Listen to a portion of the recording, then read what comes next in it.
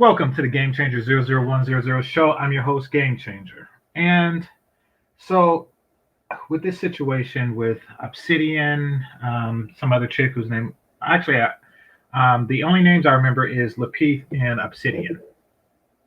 So, for those of you who want a slight recap, because I didn't get the whole story, I didn't see what transpired on the Lapeef network, but the long and short of it is that on the Lapeef network, check him out if you haven't already. He has discussions with women and men about relationships, particularly Black relationships. And a woman, and I'm looking at her name right now, it's Amara, came in and she had some things to say. Some may consider it constructive criticism, others may consider it just downright racism. However, one of the women, on the show said, listen, or basically made it apparent that she was not happy with a non-Black person giving advice to Black people. In this particular case, Black women on submission.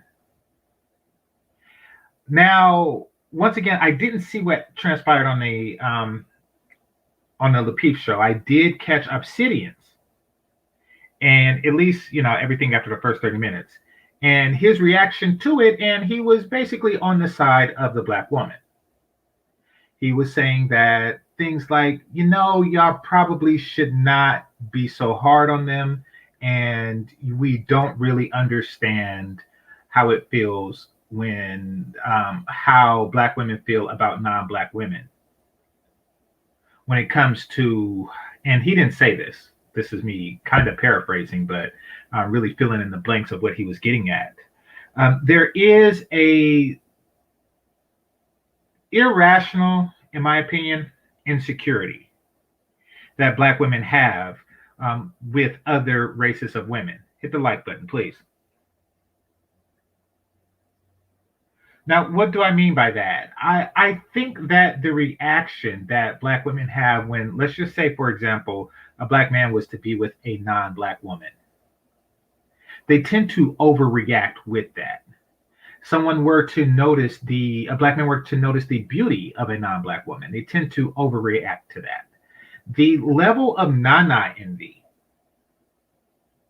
and if somebody in the chat room isn't familiar with that term, others in the chat room, please edify this person. The level of nana envy that Black women have for non-Black women is ridiculous. And to have a non-Black woman critique Black women just exacerbates that to the nth degree. So Obsidian was bringing that up. Now, however, and this is something, because I heard the spiel on it, but before I heard criticisms of Obsidian's reaction to it, I will say that what I heard when I heard it did not really mirror the level of criticism, meaning that the criticism was far stronger than what I actually heard. I will say that. Not to say that there isn't room for criticism. That being said, I will say that, yes, I can understand and I can sympathize a little bit, but at the end of the day, I don't care.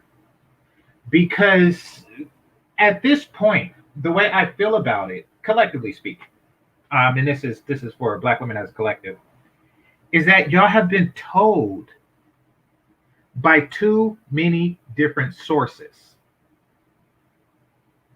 I repeat, y'all have been told by too many different sources at this point. To which case, to now, it's like, I don't care who tells you, as long as you do it. You're not really telling each other. And the ones that do tell you, the other black women who do tell you, you call them pick me and dismiss them. If she is a older black woman who was successful in her relationship, you dismiss her because of her age. And now that the older women are telling you to behave in this strong, independent manner, that message you embrace. So really at this point, it's clear that for far too many of you, you're only listening to what you want to hear. So when a person who is not black says it, you react in a way to where, oh, you can't say this because you're not black.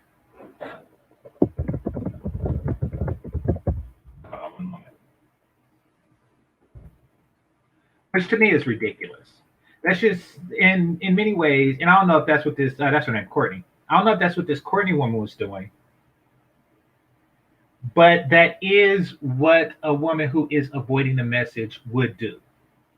You see, you don't really, at least a smart person really wouldn't remove, eliminate, ignore valuable information just because of the source. Say another tribe invents the stick. What do I mean by this stick? Of course, the stick doesn't really require an invention. But say you have a group of underdeveloped tribe technologically. You know, we're talking 50,000 years ago. You have a group of underdeveloped tribes. All the tribes invented fire. However, nobody really thought to put the meat on a stick and then put the stick over the fire. Before that, they was just holding the meat with their hand and putting their hand over the fire and burning themselves. I'm joking, by the way, but I mean, you know, part joke, part true. And then you look over and you see another tribe. And this tribe puts the meat on the stick and then puts the stick over the fire to cook the food. Now you can look over and say, ooh, look what it's doing. Has a good idea. Hands is not burning. You know something? I am going to take this idea of, or you can say, I don't care what is doing. I'm going to continue to do what I want to do. This is our way. This is our tribe's way of cooking. We have been burning our hands since the beginning of time 5 years ago, and this is how we get down. We are the burnt hand tribe. You know, if somebody, like, if you are driving with, you know, a square wheel and you see somebody with a round one, then you just take the idea. That's a good idea. Who cares about the source? Just you see it working, do it.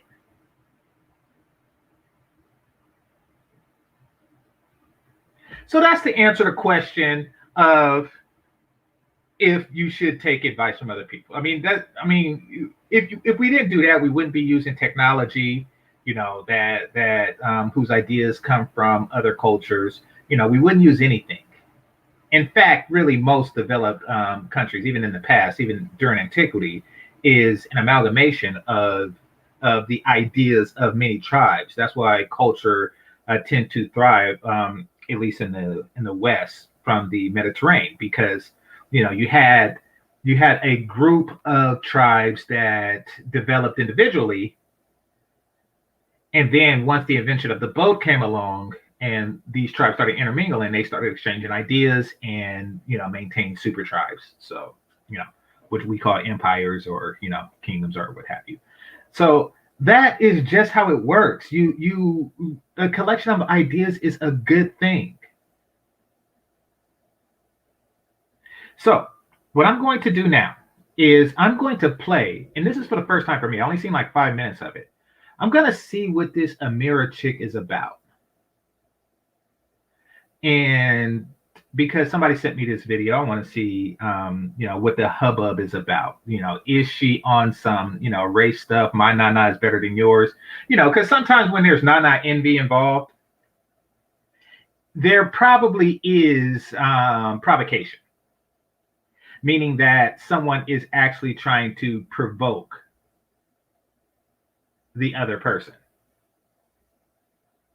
So before I jump to this conclusion, watch this for the first time with me. I'm like 4 minutes and 15 seconds in. I meant to watch the whole thing before I came, but it's 2 hours. So I'm gonna watch a little bit with you guys, and we're gonna go from there. All right, fair use.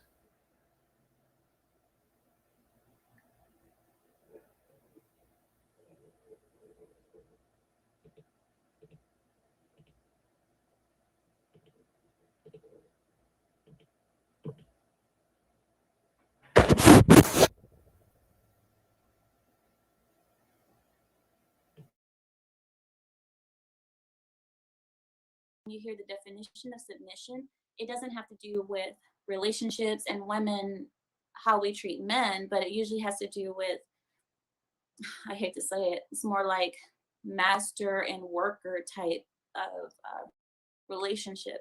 So I want to bring up.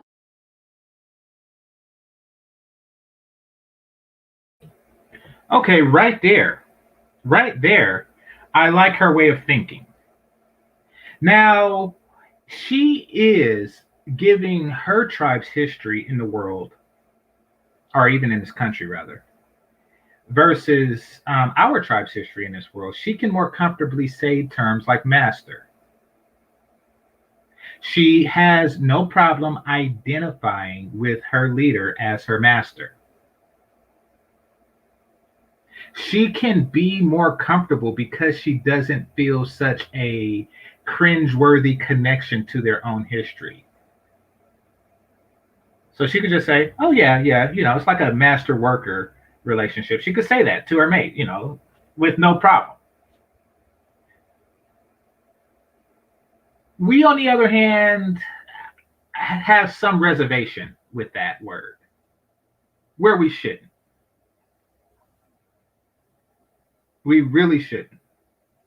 We have men who are afraid to be considered master because of our history. We have been taught that master is a bad thing. Everybody on all episodes of Roots, the master was a jerk, and I'm not a jerk. Therefore, I am not a master. Don't call me a kung fu master. I am a kung fu something else. I don't have my master's degree. I have my bachelor plus and PhD minus degree. When I am playing golf, I don't play in the master. You see where I'm going with this? We have this strange, like, listen, first of all, it was a long time ago. Second of all, it's just a word. Third of all, masters is a good thing. Master is really like a teacher, like Kung Fu Master, for example. Like it's just a teacher. It's a good thing. There's nothing wrong with the dynamic as it relates to modern times. Get over it. For real, get over it. Like when I think about all the forms of slavery, chattel slavery is the worst form as far as from a something that's wrong in essence. I get it, but it's done. It's over. Let's move forward. Ladies, pick your masters. Fellas, master something. You need to overcome this hurdle so the women could be more like this woman and say, oh, yeah, it's more like a master worker relationship. The definition of submission right now. Please hold while I transfer your call. Okay. Submission is. Okay, that was corny. That was corny. Now, and this is just in case she's listening, Amira. Just so you know, that particular thing that you said there was corny, but that's okay. It will take a lot to make me not want to fuck you. Take note of that. So don't worry about the small critiques that I have of you, because at the end, unless you do something outlandish, because this is my first time watching, unless you do something like really outlandish and just ridiculous, I'm still gonna want to hit it. So know that. So don't take it too personally. Well, there's two definitions. The first one is the act of accepting or yielding to a superior force or to the will of authority of another person. Yeah, that's yeah. Submit to the will and the authority of another person. The second definition is the action of presenting a proposal, application, or other document. So that's like submitting paperwork. So that's nothing the same. Right. So let's read it again. The action or fact of accepting or yielding to a superior force or to the will of authority or the will or authority of another person. What does it mean, yielding to the authority of another person? Does that mean that that person is, how can I say? Does that mean that that person is better than you? Does that mean that you are nothing because you are yielding? Does it mean that we are lesser than because we yield, or we know? Okay. Um, I'll answer for her and then I'll see what her answer is, but because that's a very complicated answer. The short of it is yes, in a sense.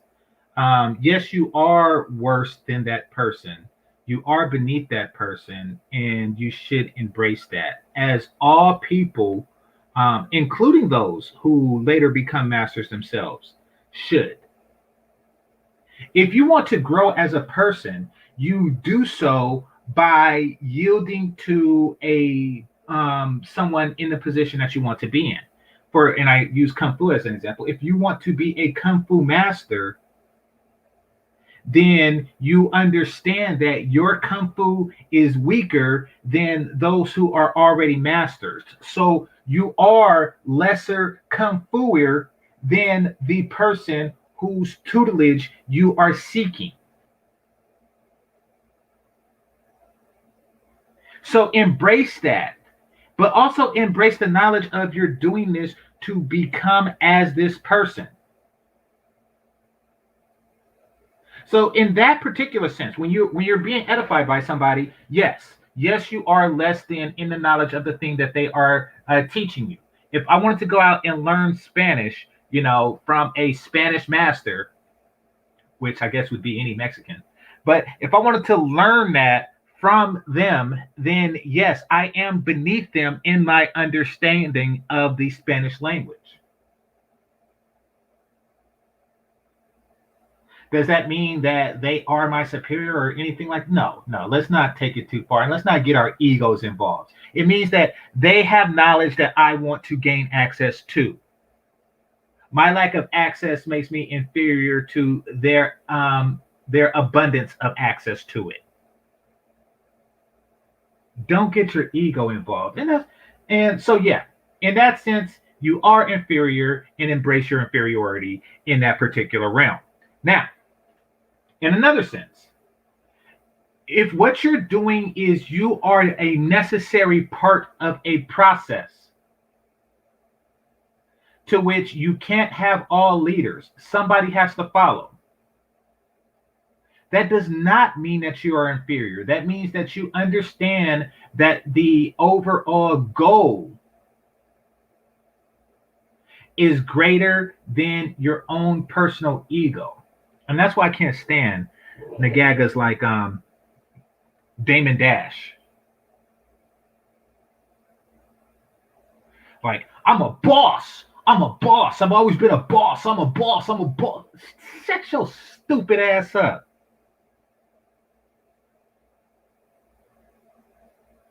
Like, in order for anything to function, Like farmers have to farm and blacksmith have to blacksmith. You have captains and you have seamen. But the captain shouldn't be like, I'm a captain. I'm a captain. Nobody tell me what to do except the admiral, but I'm the captain. Shit, you. See, if you think like that, you can't really get anywhere in the universe. Now, there isn't, at least not that I'm aware of, any historical original source that says this, kind of like George Washington chopping down a cherry tree that didn't actually happen. This might not have actually happened. But it is believed that Julius Caesar once said that, I would rather be the first man, the chieftain of a village, than the second man in Rome. Now, that's fine for an individual to think that way. But when you have a culture that believes this, then you will never raise beyond a village, because there will be nobody who will refuse to who will accept a subordinate position. Oh, I'm not going to be a Roman unless I am the first man of Rome, what we would call Caesar now. Unless I am the emperor of Rome, I'm not going to be a Roman. I'm not going to be a Roman general, a soldier, or a blacksmith, or a baker, or an olive farmer, or an architect, or an artist, or an engineer. I'm not going to be anything. I'm not going to be a part of something that I'm not the boss of. People who think that way remain in small tribes. They have like these civilizations that's filled with like thousands of little tribes because they need so many bosses. Stupid. All right, what does she say? I don't know. Let me play it. Know when to pull back. Oh, by the way, respect to you and your husband. Somebody in the chat room said that you're married. All right, so there's that. All right. Someone once said that the act of a person's power rests in what they do not do, not what they do. So having control of yourself and knowing that you can do a certain thing, but not doing it because you see a bigger picture in something. Seeing a bigger picture is the reason why you won't do certain things. Although you can. By the way, somebody said that she was married. I should have guessed that she's married. She's submissive. She's submissive. And she's younger and married. So, let's do a compare and contrast, shall we? Shall we? Shall we? Shall we? Submissive woman, married, young. Amira. Crystalline Kerosene. Okay. Chrissy. Okay. Cynthia G. Okay. You could just kind of like go down the list of non-submissive women, and then you could just like check off, like, empty vagina, empty vagina, empty vagina, empty vagina, empty vagina. And I'm not talking about these, these retirement marriages, like you get married at 45, just because somebody wants somebody to scrape their dentures for them. I'm not talking about those types of marriages. I'm talking about an actual marriage. I'm talking about when the women marry when they're still fertile, when they still got eggs in the basket. That's when you're supposed to get. What's the point? All right, never mind. You have the opportunity. Everyone has the opportunity to not submit, but the power rests in yielding and knowing when to apply those powers and when to not. I just lost my. Hold on 1 second. I need to log back in. I agree. There is power in yielding, and that power is becoming a part of a greater whole.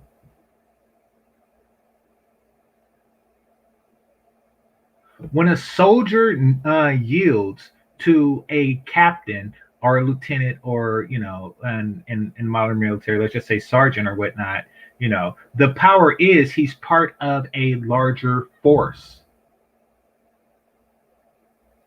He's not some jackass that creates a flag by himself and he's the only one wearing a uniform trying to take on people who actually know how to yield and be part of a greater system.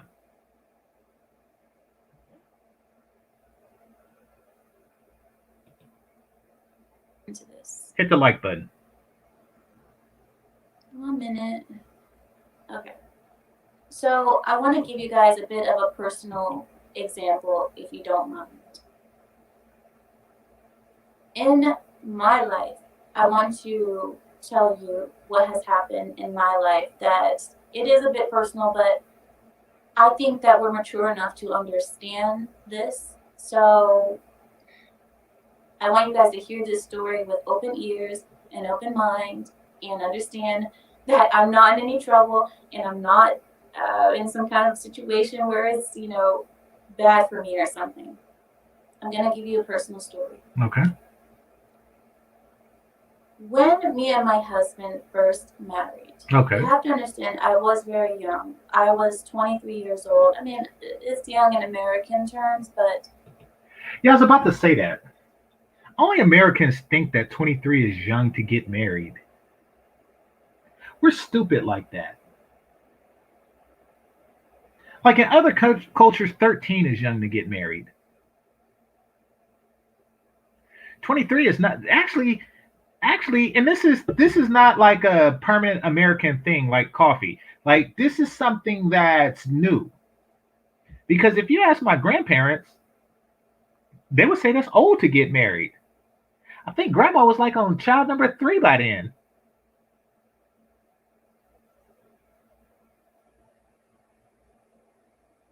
So we have these. So, and here's the thing. It's young because so many women are actually getting married at twice that age now. They're getting married at 46.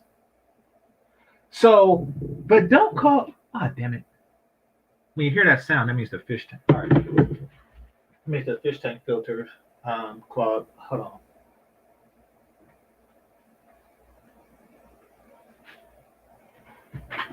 Damn it. All right, I gotta take care of that later. All right. Anyway. Where was I going? Okay, so yeah. So because they get married at 46, they are telling 23-year-olds they're too young? No, if anything, they're too old. Women, young women who are listening to me, I know that there's 3 of you listening. Young women who are listening to me, get married before the men wise up. I repeat, get married before while the young men are still stupid enough.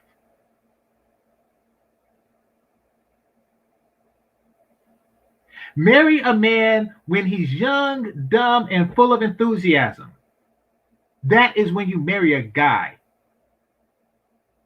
You don't marry a guy who has time to think about it, who had decades to think about this crap.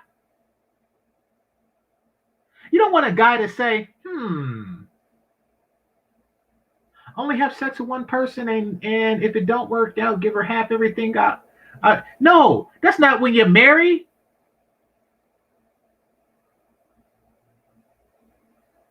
Like that one basketball player guy that just got took. He got took because he was young. I'm not gonna call him dumb, but he was young and full of enthusiasm. And dumb. So he did it then. That is when you marry a guy. You think she could have pulled that crap over on Michael Jordan? Anyway, not too young. In worldwide view, it's not that young to get married. When we first got married, because I was so young and I was kind of young-minded and I was never in this position before, I was kind of like rebellious too. I was kind of rebellious towards my husband too. Not like crazy or anything, but sometimes I didn't want to be told what to do or how to do it, or things like that happen. I had one time, God, I'm gonna tell you guys a story. Okay, I had one time where I completely just lost it, and I think I was also on my period at the time, so I might have been a little bit emotional. But I had completely lost it, and I was upset about.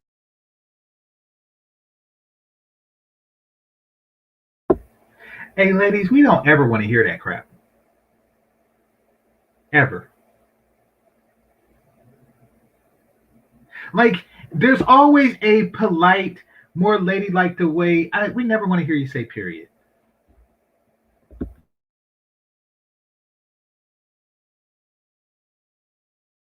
About something, and I brought it up to my husband, and he basically was trying to calm me down. He tried to calm me down, and he tried to tell me like it's okay, you know, don't worry about it, and he wanted to brush it off until later. At that time, I didn't understand what that meant. I'm still 23. For me, everything needs to be spoken about right now. I need to know. So we oh my God. So basically, he was trying to diffuse the situation, trying to calm things down and trying to move on, and I didn't want to. So I lost my cool that day. How my husband reacted. Now, some people might say, "Oh my God, that's abusive." Oh, you know, 1 minute, let me move that. Some people say, "Oh, that's abusive" or anything. My husband is not abusive, but that day, my husband gave me a firm slap across the cheek because of how I was acting. And I like that she said firm. I like how she said firm. I do. I would like to know whether it was front or back handed, and if he placed his arm at a 40-degree angle with his right hand, placing the back portion of his hand behind his left neck, and then extended radially outward with it. I wonder if he did that one, or was it like a kind of like hell, thing that guy from Germany in the 40s did, hold the hand up and then extend it radially from there. I really, and I bet you she remember. I bet you she remember exactly how it was done. But she described it as firm. Now I want y'all to pay attention, because basically what she means by firm is that the wrist didn't bend. Very important. That's how you maintain the firmness. Under no circumstances, even when impact is met, the wrist isn't supposed to bend with the face. The face is supposed to move while the wrist remains static.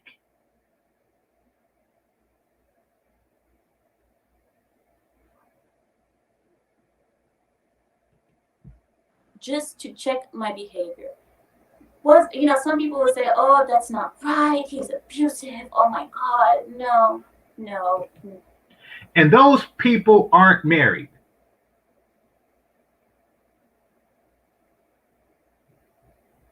There's a bunch of unsmacked bitches out there with no ring on, and she's a smacked one with it.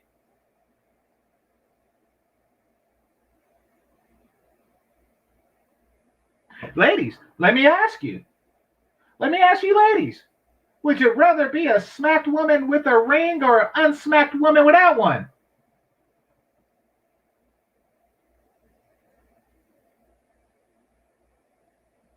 It's like that song from Blackstreet. You could deal with this, or you could deal with smack. You could deal with this, or you could deal with smack. You could deal with this, or you could deal with smack. You could deal with this, or you could deal with smack.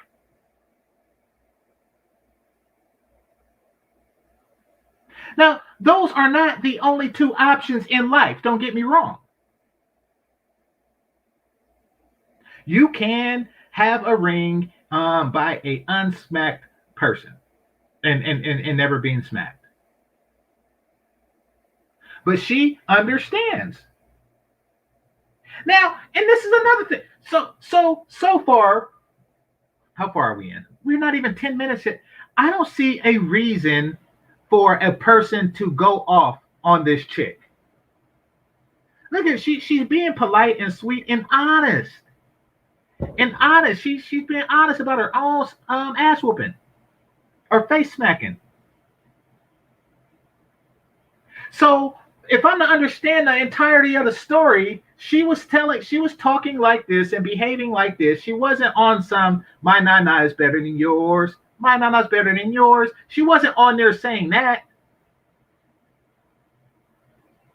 She wasn't like on the Lapeef show with the other chick saying nah nah nah nah nah nah nah nah nah nah nah nah nah nah nah nah nah. She wasn't saying that. If she was talking like this, where should the Nana envy come from? Okay. No, my husband is not abusive at all. He does not harm me. He does not. He doesn't do anything to me to make me hurt. But my husband is older than me. You guys know he's over 10 years older than me. So him correcting me in that way, for some people it works. For some people, yeah, she called it correcting. It doesn't. He knew that it would work for me. So anyway, my husband gave me a firm slap across the cheek that day and basically sat me down and told me that this should not happen again. You don't behave this way. You don't keep pushing buttons if it's not necessary. I learned a valuable lesson that day. So I understood. So what I want to say about this is I'm not saying that it's everybody's job to do that, but between husband and wife, sometimes these things happen. And this is something I'm sharing with you if you're not married, or maybe you are and you go through things too. Some married couples have these issues where sometimes drastic measures are needed to correct the behavior or something like that. And this is where I have spoken to you all about things like domestic discipline and what to do if you know. I like see, and that's a better term for it. People just call it abuse. It's not. It's domestic discipline. It's domestic discipline, and there's nothing wrong when you have two intelligent, reasonable adults who understand these things, who listen to themselves in their own rationale versus what society says. The limits, like I guess I think it was Lapeef and Anton who were talking about having a code word, something like pineapples or splitting. No, it's a safe word, but that's something different. That's not really domestic discipline. That's more of a BDSM thing that people do for sexual arousal. The end goal of that is completely different. And shout out to ARC. He talked about it before, and we talked about it together. So yeah, but I get where she's going with that. But her story is not what they were talking about. Bananas, I don't know, something like that. Split banana.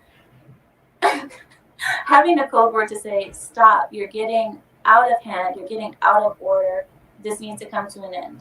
And not knowing the limit of your partner is something that a lot of married couples go through in the beginning of marriage. Not knowing when to stop or not knowing when your partner has had enough.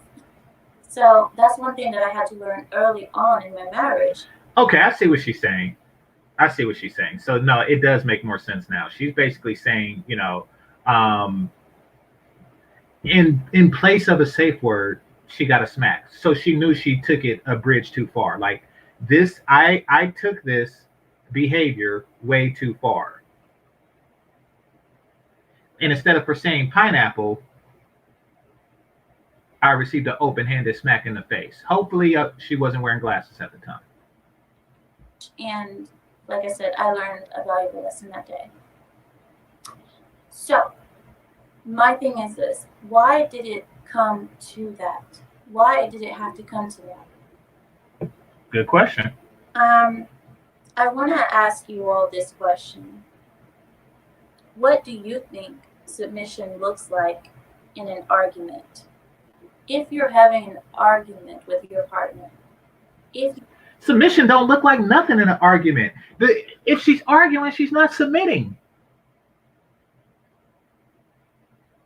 That's like saying, what does the chain of command look like in an argument? Like, there isn't an argument. Like, what does it look like when a general, when a private argues with a general? Like, it that's not a thing. Hit the like button. All right.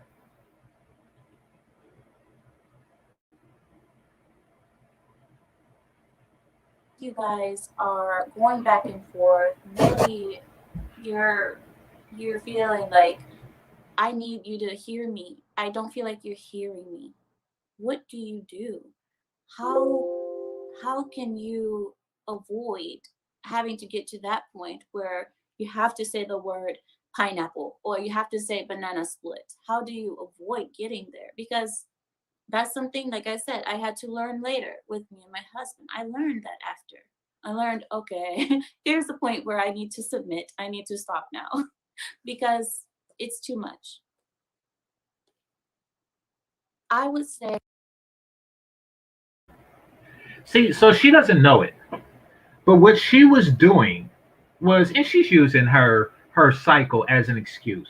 What she was doing was she was testing her boundaries and limitations, as people do, as children do with adults, testing the boundaries.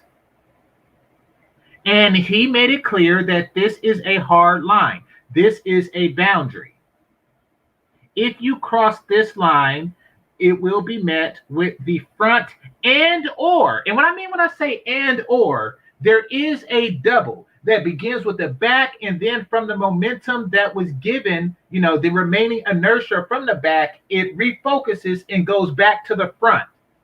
That is a double. That is a double, and sometimes it happens when, like if you do it from across the right, and then the cheek is turned to her right, and then it comes from that direction while the head is still turned from the previous one. That's a double. That's back and front. You can receive. So basically, this is what happens when you cross the line. Now you know that the stove is hot. That's the understanding that this is only done in a relationship with two consenting, mature, intelligent adults. She tested her limits, and he made clear what the limit is.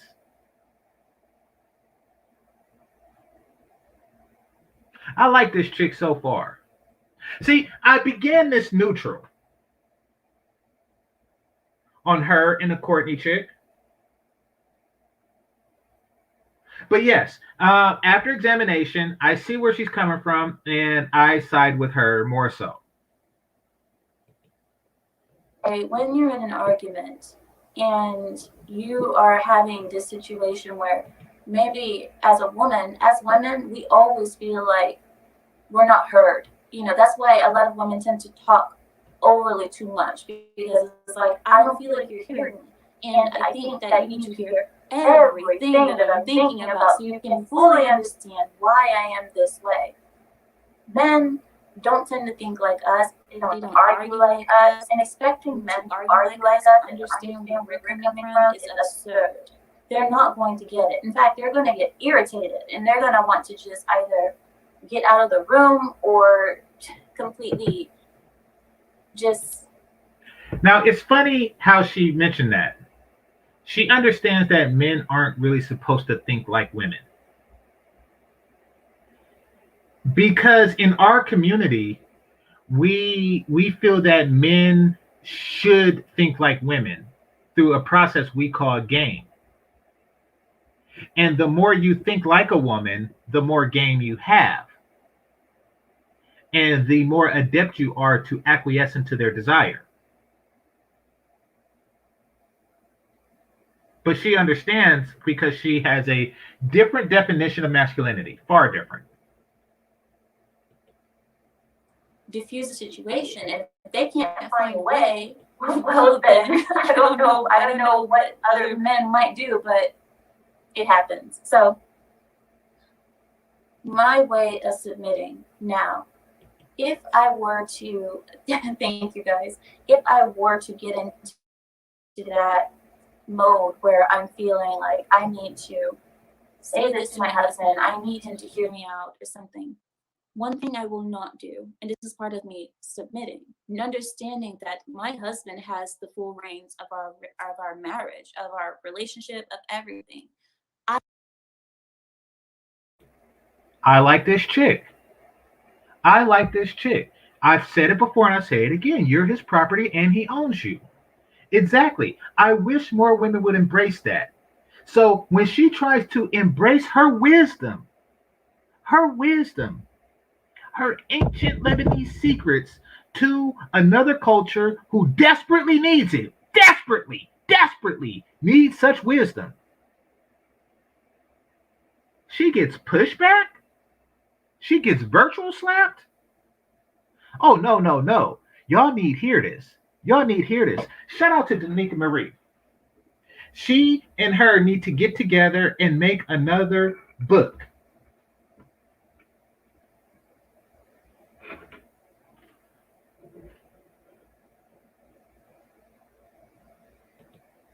I don't need to try to overpower him and to oversteer. I don't need to try to take the wheel, because this is why he's here. I gave him that right the moment that I said I do. I gave. Y'all hear this? Y'all hear this? Him the right to take over.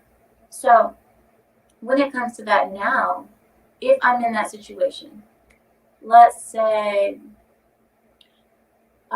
maybe we're at home, right? We're at home, maybe I'm cooking or something, and I feel like I need to get this out.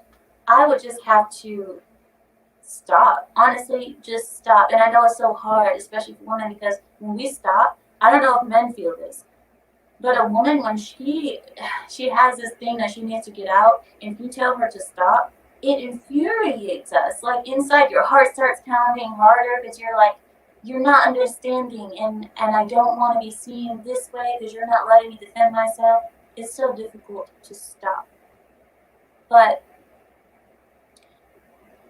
taking a moment, sitting back, and just watching your husband. I say, like, watch your husband, get to know your husband, and know the signs of when either he's remorseful or he's irritated or he's tired.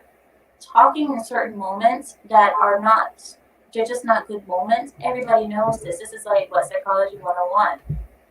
The communication. Knowing when to bring things up and when to not. Because you don't want to get into that position where you're I agree. I mean, in far too many of my past relationships, that was a problem. Now, don't it's not a major problem because I'm more understanding than her, and this isn't a comparison. Like I'm a better man or something like that. Than him or anything like that. In fact, this is not a challenge on him at all. I actually admire the guy.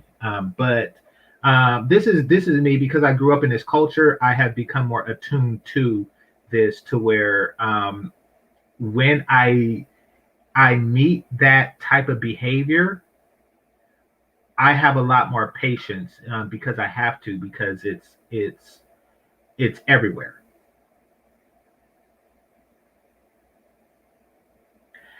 Until a certain point. And maybe this is me failing shit tests when I was younger. But when you do that, they do have a tendency to just come out of nowhere and annoy you with whatever, like during finals. Like you have finals and they want to annoy you with blah blah blah. In fact, true story. And I don't know what she is, but this chick looked to be the exact same thing. I was at a bank. This was that time I was in the DR and I was pickpocketed. I was pickpocketed by what I think was prostitutes. And so when I got back to the States, I went to Wells Fargo. That's a bank. I don't think that they have many outside of California and Texas, but that's a bank. And went there, and I just went to get one of those temporary replacement cards. And that's a card that they give you and you use it until your regular card comes in the mail, right? And, she was like, so what are you going to do this weekend? And I said, I'm going to blah, blah, blah, right? Said, what about you? And she said, me and my boyfriend are going to go to brunch. Then I was like, oh, okay. And then we just broke up dialogue. It's like, so, where'd you meet him? Does he work here? And she said, no, he's a student at, I don't know if she said Stanford or something, but he's a student here in Northern California for like electrical engineering. Then I was like, okay, bet. She was like, yeah, but he can't do it long because he has finals.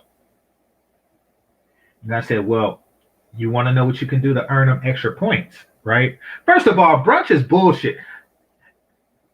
This is an aside. This is a rabbit hole within a rabbit hole. Brunch is bull. What the hell is brunch? Brunch is bullshit. Brunch is not a thing. It's something that people like to say that they ate so it could feel more datey. It's stupid. Brunch. The hell?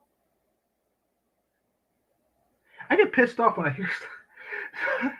You want to go to brunch, Jeez? No, I don't want to go to brunch. I want to go to breakfast or lunch. Fuck is wrong with you? Do I look like an idiot? It's like red velvet cake. Don't insult my intelligence. Brunch. Anyway, she said brunch. And that's why stuff like the story sticks in my head because of stuff like that. And then I said, well, if you really want to get extra points, then make him breakfast, surprise him and make him breakfast, because it's not about the money at this point. He's going to want that extra hour of studying that y'all spend out dining and brunching or whatever y'all doing. He's going to wish he had that extra, because trust me, I've been there. He's going to wish he had that extra hour of studying, that you gave to him from cooking breakfast. And that's going to earn you points once he actually does become an engineer. This is going to make you and I didn't explain it in great detail. I just said, make him breakfast. And she was like, oh yeah, that's a good idea. I was like, yeah, because trust me, in the year, I think it was like a junior, like his second semester in junior year. So I was like, because like I bet you, like his class is really hard right now, and he's doing it. He don't want to go to brunch with you. He wants to spend all of his time studying, but he don't want to jeopardize the relationship by not going to brunch and neglecting you. So he's going to do it, but he wants that hour to study. He wants it. But she was attuned to it. She was whatever this chick is. She was attuned to it, and she was looking for ideas to please her would-be future husband. For all I know, was this chick. Husband or your... So the moral of the story is, try to be as unannoying as possible. Ladies, try to be as unannoying as possible. Whenever that like inner annoying ass bitch like enters your soul, just remember what your duty is. Your duty is to make him a better person, and therefore you are a better unit, just as his is for you. Yeah, I wouldn't say boyfriend, because boyfriends don't matter. I don't know what you guys do with the boyfriend, but you don't want to get to the point where your husband... I don't know what you guys do with the boyfriend. Oh, God. I like how she just points out how backwards Western culture is. Like, she's like, I don't know what y'all do, but I bet you it's something stupid. And it is. Prolonged period of twerking on random penises is pretty stupid in comparison. And then turn around and say, oh, you're stupid for getting married at 23? Who's stupider?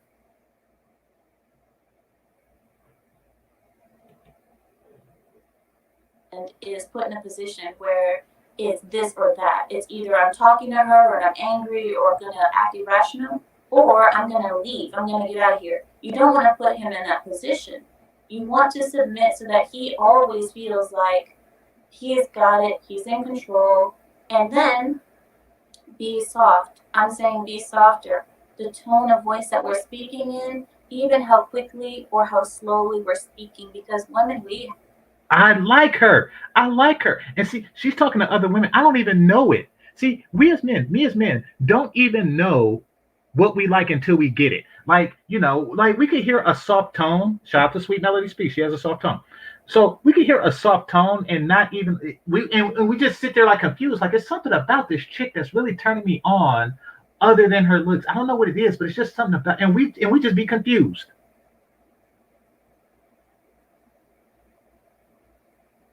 So she's giving y'all the secrets, and y'all say, you ain't black. Who are you to tell me? She's somebody who's married. And she knows a lot of stuff. Shout out to Fear to None. Thanks for the super sticker, brother. So somebody said something here. And Game Changer. Why do you have something against brunch? I like getting brunch. Oh, really? Oh, really? But well, tell me, what is brunch? You see, people give like a ridiculous name to something, and people think it's the cool thing to do because it's called brunch. It's just food. They call it brunch to make you feel better about it, to make you feel like, oh, this is just something spectacular. It's French toast with raspberries on it. It's nothing special. It's not. It's not anything spectacular. And you're just like, ooh, I ate brunch. It's called brunch. They called it brunch. The fuck? You insult my intelligence just by doing it. It's like those buzzwords. I hate buzzwords. Those people that be on job interviews for a job that they don't qualify for, so they just say a bunch of stuff that they heard elsewhere. It's one of those things. Like if I wanted to take a job interview for like an assistant coach to the Raiders or something like that, I'll be like, oh yes, so yeah, it was the fourth quarter and then touchdowns and field goals and punt fakes. It's just a bunch of stuff that I'm saying. I don't know what I'm talking about. It's just food. I hate stuff like that. We have a tendency to, if we're upset, we might slow down our speech. And you guys know when a girl starts slowing down her speech and starts saying things like, exactly, I'm a fast learner. It's just one of those things. Or I had one on the tip of my tongue. Oh, co-parenting. Co-parenting. That's another one that I hate. I think it was my cousin or somebody that said some crap like that. People need to learn how to co-parent. Ain't that a bitch? And this isn't me calling my cousin that. This is me saying co-parenting. What is that? That's just a fancy way of saying divorce and breaking up a home. We're co-parenting. No, it was Crystal and Carolyn that said that crap. We're co-parenting. Bitch! No. Stop trying to give fancy words to basic crap. That's what brunch is. And stuff like that gets under my skin. A lot. That's why I'm stuttering. Stuttering like Big J Triple X. I told you that even that is very aggressive. Once a woman starts saying, don't you remember that I said no? Sometimes silence. And panini. And panini, what the fuck is that? It's a fancy word for in cappuccino. I'm telling you, there's a lot of crap out there. There's a lot of crap. There's coffee and milk. There's crap. Latte. Is golden. Just be silent for a while. Stay silent for a little bit and see how you feel after just a few minutes of being silent. Because a lot of times in us, if we're angry and we're mad and then we stop and stay silent, you might start crying, because I don't know what is the feeling, like why that happens. Like if I'm upset about something and I stop, I might just start crying because it's like you've taken a moment to actually feel the environment and not just go in like raging. So what I typically do is this. I watch my husband. I watch for how he's feeling in the moment that I want to bring up a problem. I watch how he's feeling. I watch my tone. I don't speak in a tone that I think is aggressive. And if I think I can't handle my tone, then I just stay silent, because there's no need for us to get to the point where he has to make a decision. See, I like this. Ladies, pay attention. See, and y'all just dismiss such wisdom. Y'all just dismiss such wisdom because she's not black. Are you crazy? True story, right quick. When I was a kid, in elementary school, maybe it was like third grade. Yeah, it was third grade because I transferred later. There was an Asian kid, Vietnamese kid, right? And he used to tell me stuff. Now, from my point of view, this was the 80s. From my point of view, the war was over, and it was even after, even after, before I was born. The war was already done. The Vietnamese War, American War, was already done, and we lost, right? I knew that much of history even then because you just hear adults talk. And this dude was telling me how he was a kid and he and his parents or his mom during the war had him strapped to his back as a baby, right? And I was like, that's cap, that's you're lying, right? And um and I just kind of dismissed him as a liar at that stage, not knowing that even after the war ended for us in America, they were attacked again by Cambodia. So I didn't know that, but he was there. Anyway, that's his life story up until that time, up until 8 years old, and I noticed that he used to know origami, right? And back then, I made paper airplanes, and that's what nerds who don't get picked for basketball do. And he knew how to make paper cranes, and I wanted to know how to do that. Now, every Wednesday, we got a slice of birthday cake, and I made a deal with him. I said, I will give you one Wednesday birthday cake in exchange for you telling me how to make a paper crane. So we made that deal. He taught me, and I got and he got a piece of birthday cake. So now I have ancient Vietnamese knowledge in my possession that I still have today, and he got a birthday cake. Now this woman is giving you advice on how to sustain a penis over long periods of time for free, no birthday cake involved, and you not gonna listen because she isn't black? That don't make no damn sense.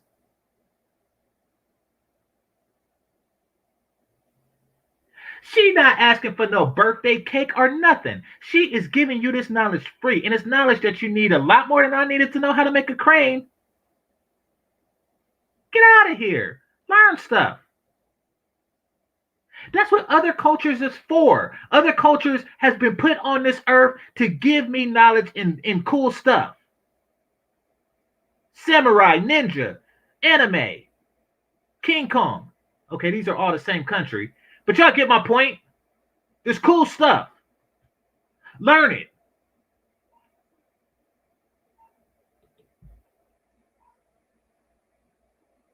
A bad decision. Another thing is breathing. Like I said, breathing. one of the things that Anton asked me about is what do I do to stay calm? And I told him, I put myself in like a third party position. I take a minute to look at the situation as if I were not there. If I weren't there. There's another thing that somebody said. I don't remember who it was. It might have been my father. Someone once said to me, when you have a huge argument or you feel like something is going wrong and you just like, oh, you're raging, take a moment to think. If this were a life or death situation, would this matter? Would this thing that we're talking about matter? Does it really matter that much? If, I guess I don't know the right example to use, but think of it like this. If your husband was in a situation where it was life or death, this issue that you're talking about right now, would that change how you would react in that moment? And if it doesn't, then it's really not that important. It's not that important. Make him wait. He can wait a little bit until you're ready to speak calmly and speak in a way that your husband will hear you.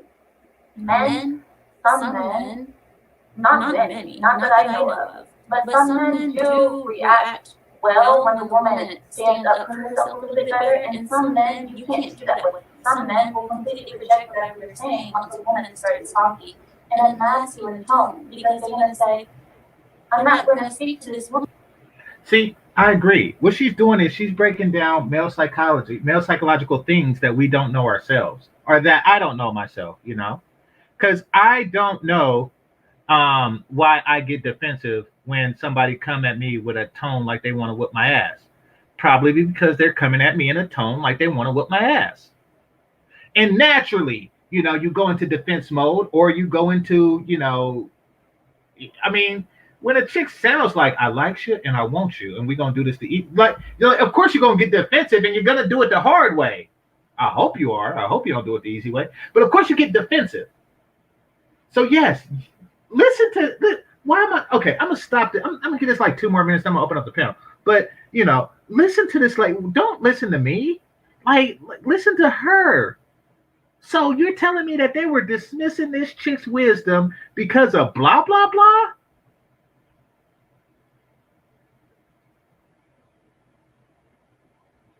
That don't make no sense. If advice is good, use it. Listen it. All right, 2 more minutes. Woman, and she's speaking to me as if she were a man because I can't speak to her back the same way. I couldn't treat her like she's a man, so why are we going to Charlie? So why are we going to get into this? I'm not even going to start. I want to ask you, how does being submissive look in daily life? When you're going through your everyday duties in life, everything that you do in the day, just let's think about it together. You wake up, you brush your teeth, hopefully.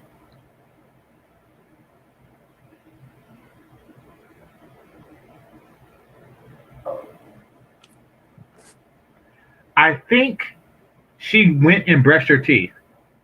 Did y'all see what happened there? Hold on right quick. Hold on right quick.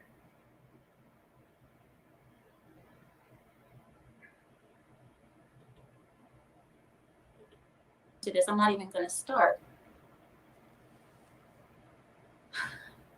I want to ask you, how does being submissive look in daily life? When you're going through your everyday duties in life, everything that you do in the day, just let's think about it together. You wake up, you brush your teeth, hopefully.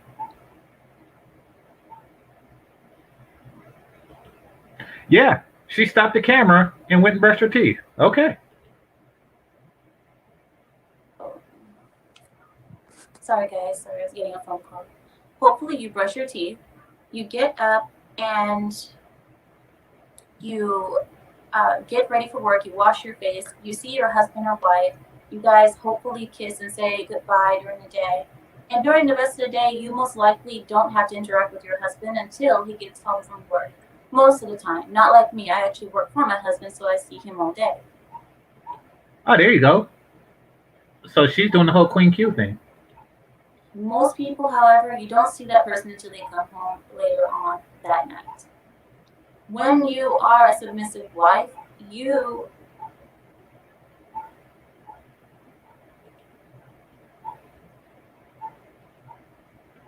Okay, here we go. Kia do. Listen, you don't know what men want. And this isn't me attacking you or your intelligence or something like that, you know, or anything like that, you know. See, here's the thing.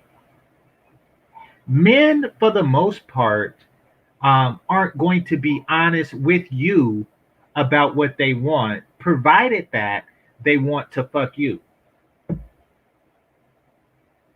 Because they're not going to ask for it if they assume that you don't want it.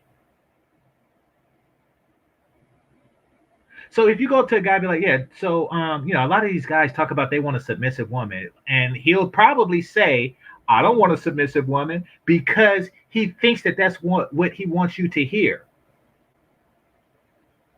in order to fuck.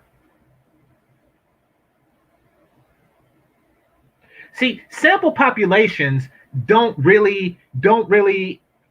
work when you want to fuck the person sampling it. For example, right? Say, what do you say? What's that? Chloe Bailey, right? Say Chloe Bailey comes up to me licking a microphone. She just licks a microphone and says, how often are you thinking about sex? How often are you thinking about me sucking your penis? Like that, my answer would be skewed by her standing there licking the microphone. So it's a tainted sample population.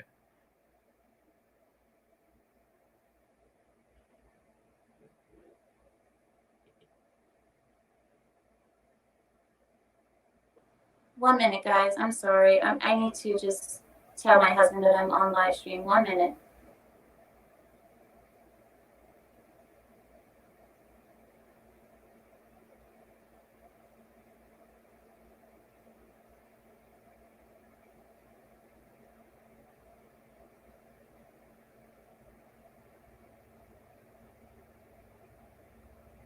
All right, that's a good point to end it on. Now she's talking silent. All right, so let me put the link out there.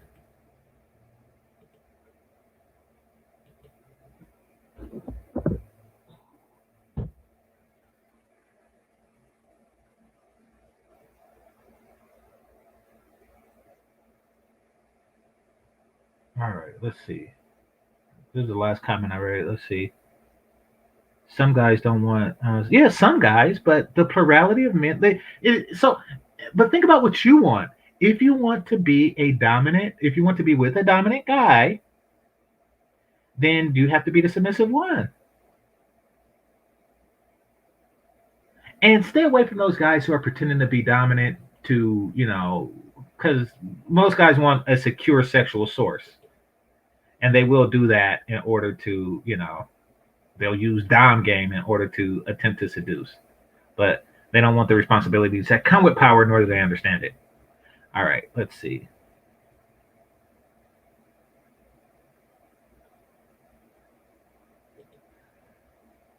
All right. Notice that the first generation.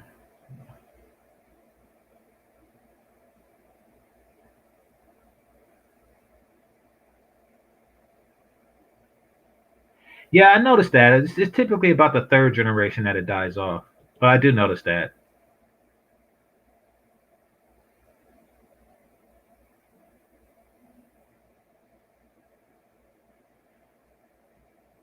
So you're in a relationship with them? I mean, is it important being a husband? Like, I mean, are y'all like in a non-sanctioned marriage, or what's going on with that?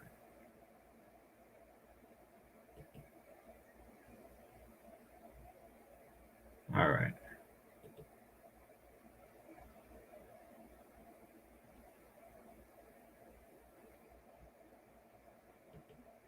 Well, I don't know if you just leave them alone. Like, if they're in a relationship, that's fine. But, like, like, have y'all had to talk? Like, how come we're not married?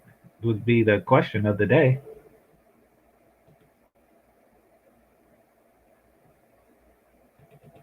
All right, hold on.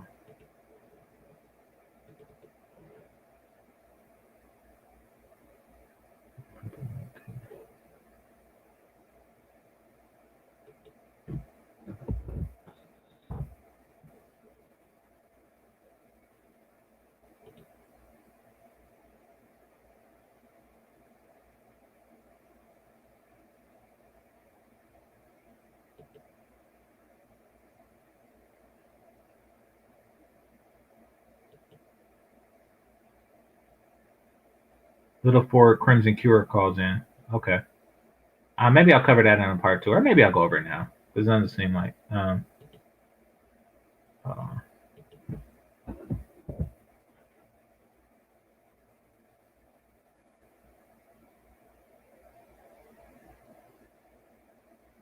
Okay.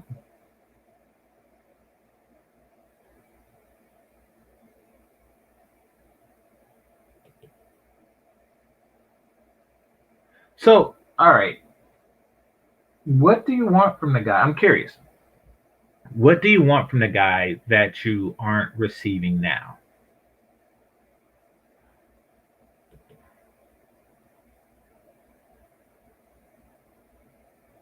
You had to beg him for a relationship. What did y'all have before? So this is interesting.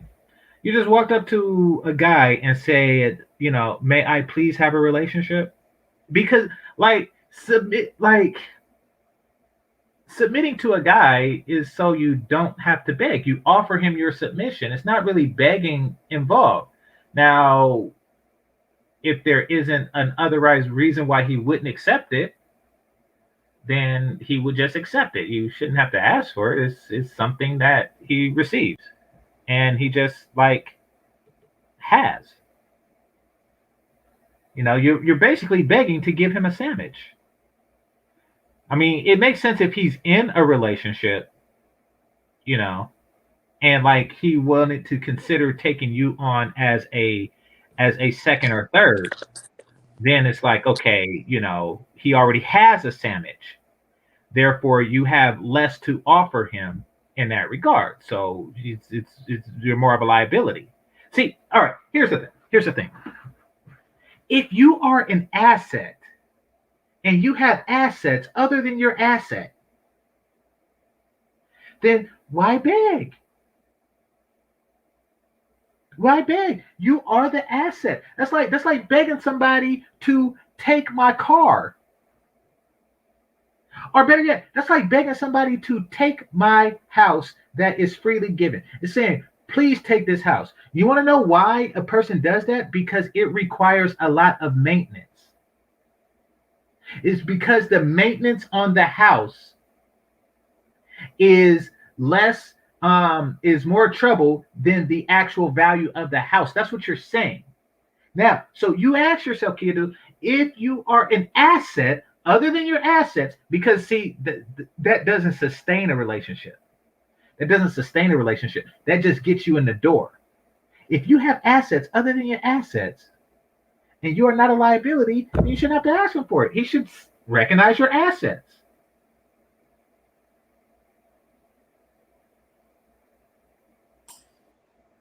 All right, Triple X, what's on your mind? GC, what's up, player? Hey, hello? Yeah. Oh, what's going on? Okay, yeah, Quick Q, what's on your mind? Yeah, brother. I was just gonna say, this is interesting to hear from this girl, man. Me? Can y'all hear me? I'm sorry. Yes, Yeah. yes. I'm sorry, GC. I didn't want to interrupt him while he was speaking. Yeah, Hello? Yeah, GC, can you hear me? I don't think GC can hear us. Can you hear me? I can hear you though. I don't know if anybody else can hear us. Maybe GC. I don't know Hello? if anybody Hello? else in the chat can hear us. Hello? GC? Yeah, I'm typing it in the side chat for him. Okay, let him know that like we can hear him. Oh, I know what's going on. I just hit him in the side chat. Okay, no, I got you. Okay, my mistake. So yeah, I was listening to Sweet Melody Speaks yesterday, and I put mute site because I had to to turn it off, but listen to something else on the computer. Okay. Yeah, that's why I muted the site. My bad. But go ahead, Triple X. What's on your mind? Oh yeah, man. What's up with you? Everything cool? What's up, player? Oh yeah, everything's good, man. Okay. Yeah, man, this is interesting. I've been watching the Peep Network off and on, and I've noticed this girl has appeared as in recent time. And yeah, she's got, I mean, from her background, I believe she's Lebanese. And yeah, she's got a very, very, very traditional background that she comes from. And I think she told the story of how she got, how they got married and how the guy asked her dad for a hand in marriage and all of that, and how the dad kind of selected the guy that she went with. And she even admitted, she may not have selected the right guy, and she would have had to make the decision herself because she would have just been all about what sexually arouses her, And that got me to thinking like about a lot of sisters, man. I think they primarily are just choosing about what's sexually attractive to them, and or what their friends think, and then they're trying to itemize the rest of the stuff, and the game generally don't work like that, I hear you. And I actually do feel that an older, more responsible party should select mates. I agree. And men know men better than women, period. Exactly. Yeah, despite what they think, you'll never know men better than other men, especially an older man. Well, I mean, the mate I would select myself now is far different from the mate I would select for myself at, say, 17. Oh, well, of course. Yeah, our expectations and our needs are different.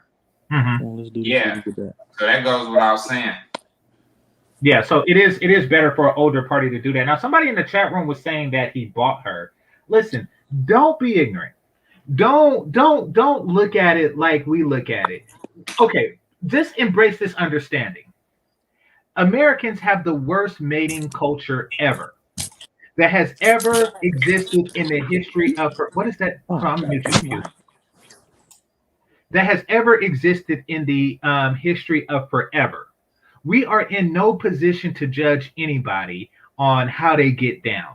But I will say this. They don't really buy people like that. It's not how we think. That's speaking from just our perception of it. And really it's just a way to shame how other people get down. Some cultures, and I don't even think that's a Lebanese thing. I think it's the opposite. I think that that the dowry goes to the son. But some cultures want to show the young man must show that he got some coins in the bank, that he's able to earn, that he's able to provide. He has to show the father of the bride that he's able to take care of the bride. Basically,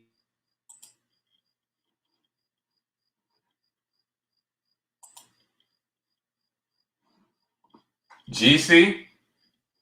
Is he still there? What happened? what we call in the West, which the broke ass. Huh? GC, you went out for a second, man. We can hear you now. Okay, cool. Yeah. So it's the way that we use to filter out, or that they use to filter out broke ass niggas, and we pass judgment. He bought her. So what if he did? Lil Wayne got how many baby mamas? Everything other people do is better because we stupid like that. All right, Queen Q, what's on your mind?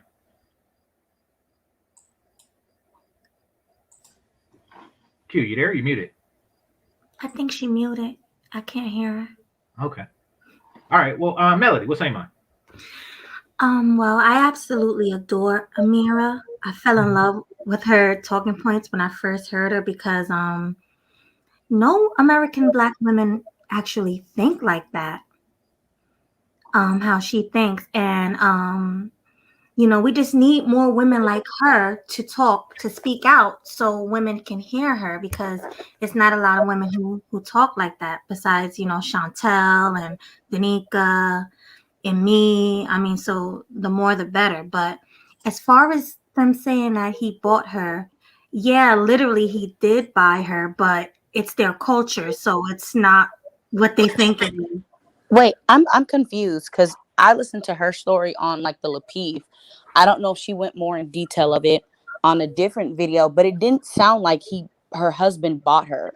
From my understanding, she met him at a party, and her cousin said that he liked her, and she told her cousin he knows what he needs to do. And then he went out to her father, spoke to her father, but I didn't hear any exchange of monetary. I know that she said that her father came and sat down and told her this is what he does, this is how much he makes, and all the things. And her father and her brother said they approved. And she said, well, Dad, if you approve of him, that's all I need to know. And then they got to know each other within 5 weeks. And that's the reason why what was Obsidian talking about? Didn't Obsidian say something about money being exchanged? No, I remember hearing the story. I heard that's the way the story Amira told it. I'm not sure what Obsidian said. Yeah, I don't know what Obsidian said. I just know that when she spoke about it on the Lapeef Network, basically that's men talk. She said she don't know it was discussed between her and her daddy and her husband. She said that he came, she left the room, they did what they did, they talked for a couple days. And then when she was in her room, her dad came and said, hey, this, that, and the third. And she was like, well, if you approve of him, I'm cool with it. Well, Childhound just said he paid $50K. I don't think she ever said that. Yeah. I don't remember her saying that. Because I listened to, that's why I said, I listened to her a lot on the Lapeef Network. And she's never said that her husband bought her. I know. So. Is there an echo? I do hear an echo, but I don't know who it's coming from at this moment. All right. Here, I'm gonna mute people. Okay, testing. Can you hear? Is it me? Nah. Okay, I'm good. I'm gonna clear. Okay, go for it, Q. Yes, but that was just my singular understanding, which is why I actually said in the comments, I was like, both parties actually can learn from Amira's case. And I know she's not here, but Kaya's story, just as she said in that chat, would eliminate a lot of that. Because even within Amira's story, Amira said she didn't date her husband. So she didn't have to worry about giving away her time, her youth, her submission and all this to a person who was just not going to do anything.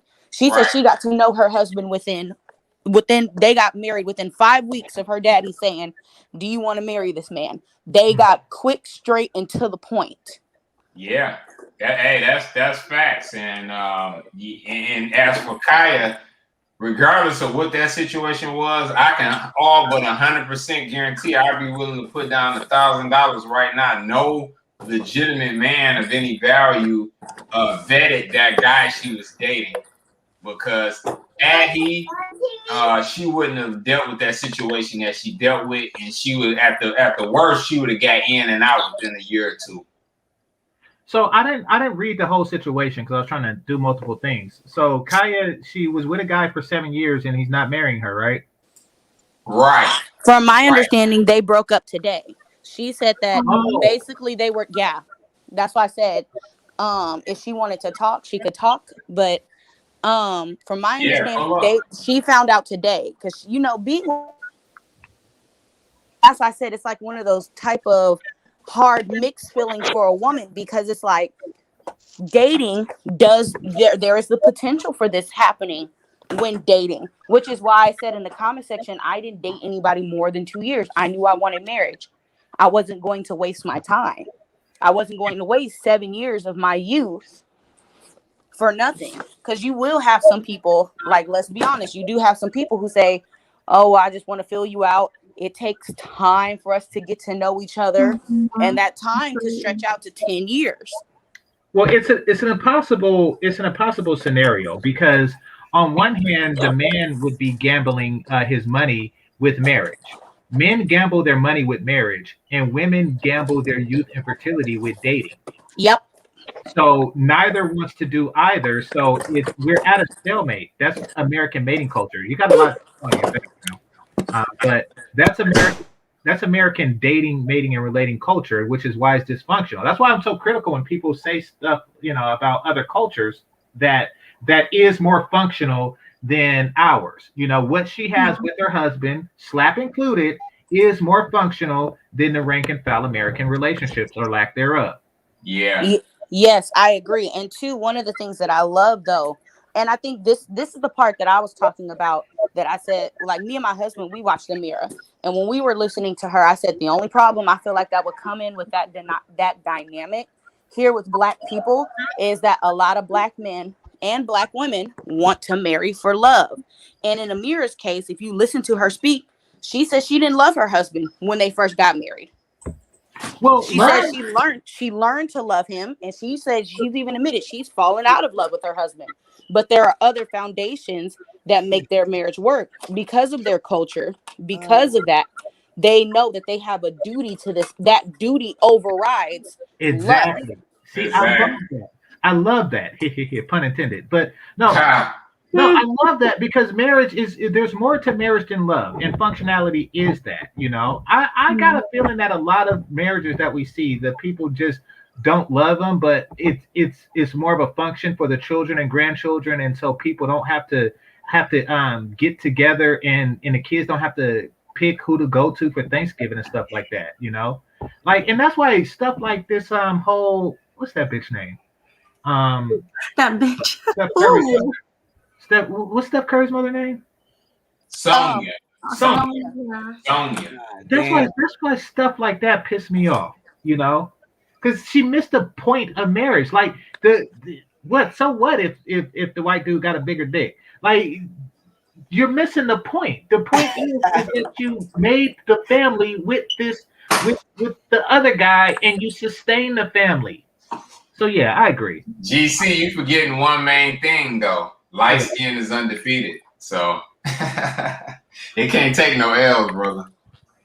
Nah, this is an L. No, I'm just talking on Sonya, Steph, and Aisha. This is just an L on the whole family. It is. I know. I'm just kidding. The whole family. Yeah, it's a bad look. It looks real bad. And then Steph, man, he should have just kind of been neutral or fell back on that. But to come all out like, yeah, Dad, you were wrong and all that, man, fall back, brother.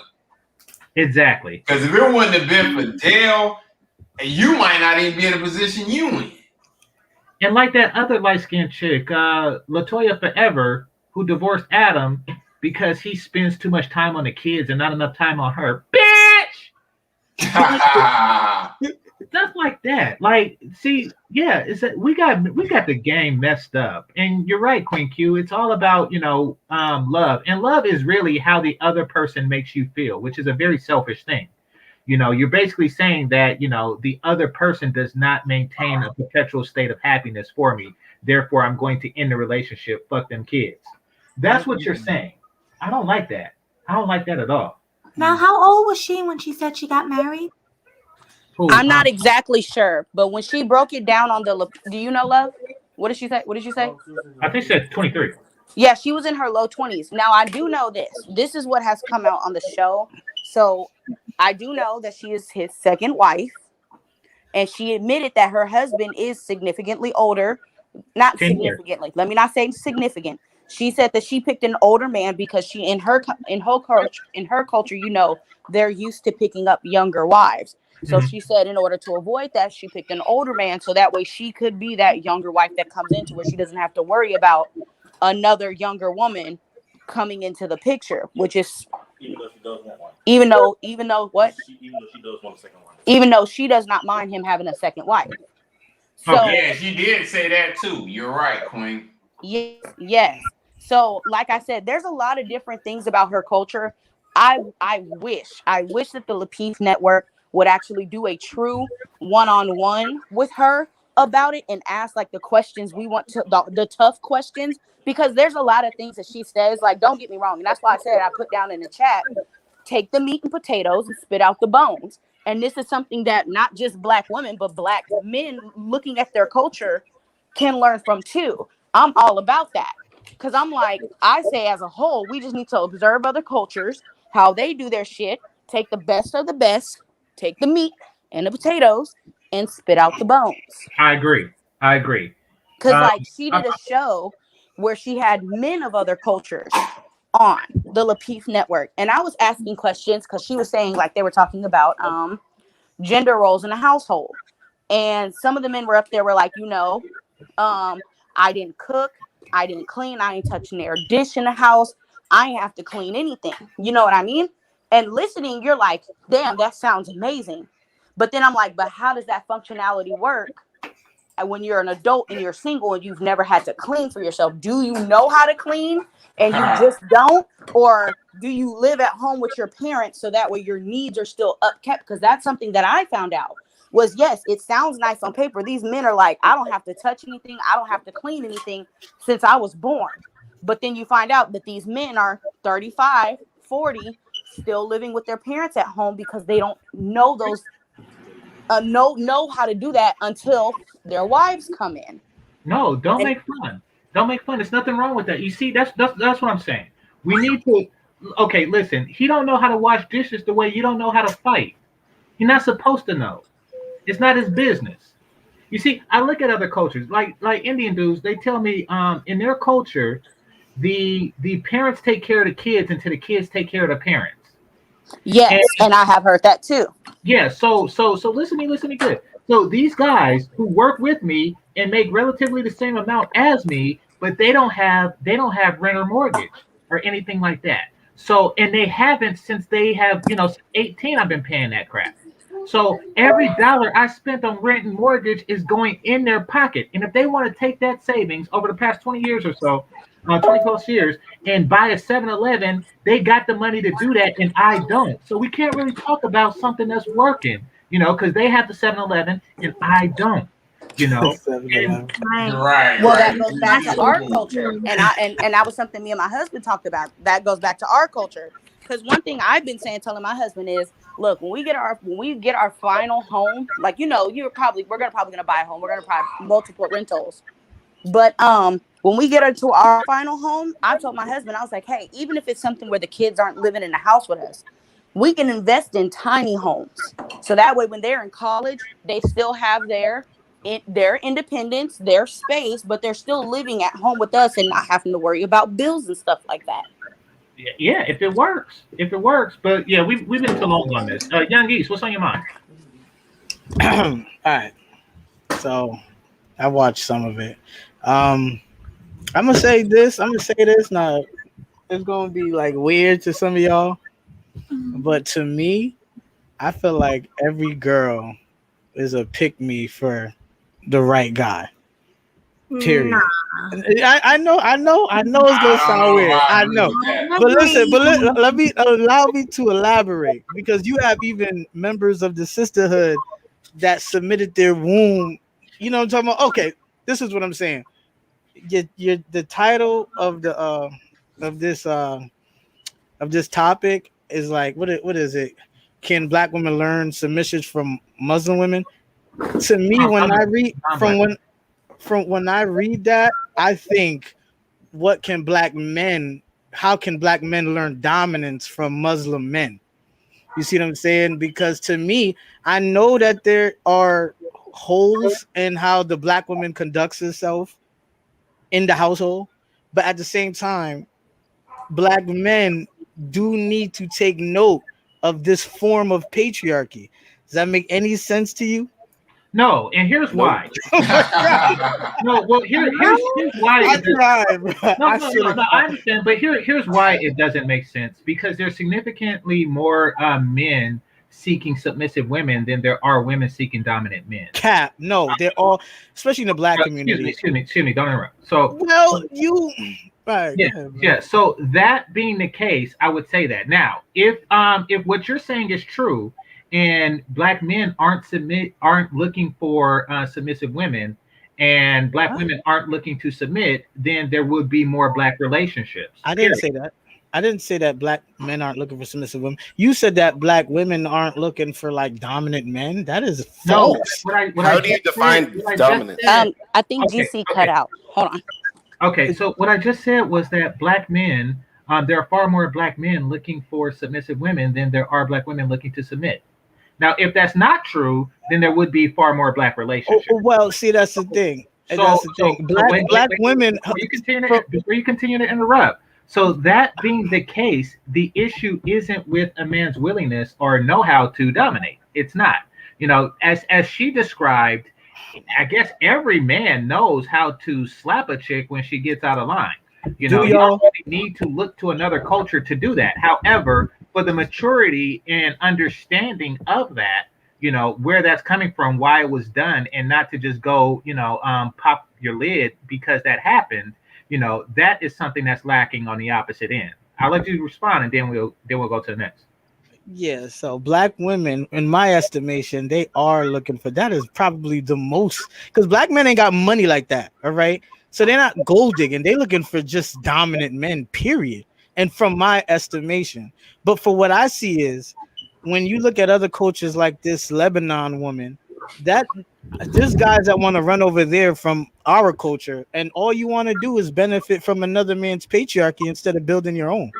You see what I'm saying? So I think that we can take lessons from the other man's patriarchy and we could apply it here. But, you know, I just feel like instead of like, I guess like, okay, let me just marry a Lebanon woman, we should definitely take cues on how they go about doing business with their women. That's what I think. Mm-hmm. Number 16. Yeah, so my feeling on this is pretty much like when this whole talk about dominance and submission is that, like, how does that really fit in with the U.S. legal system as we know it and how we operate within it? So you can be dominant or submissive all you, or you can be as dominant as a man all you want. If your wife is so submissive until she hands you those divorce papers, so what is that going to change in the situation as far as different cultures?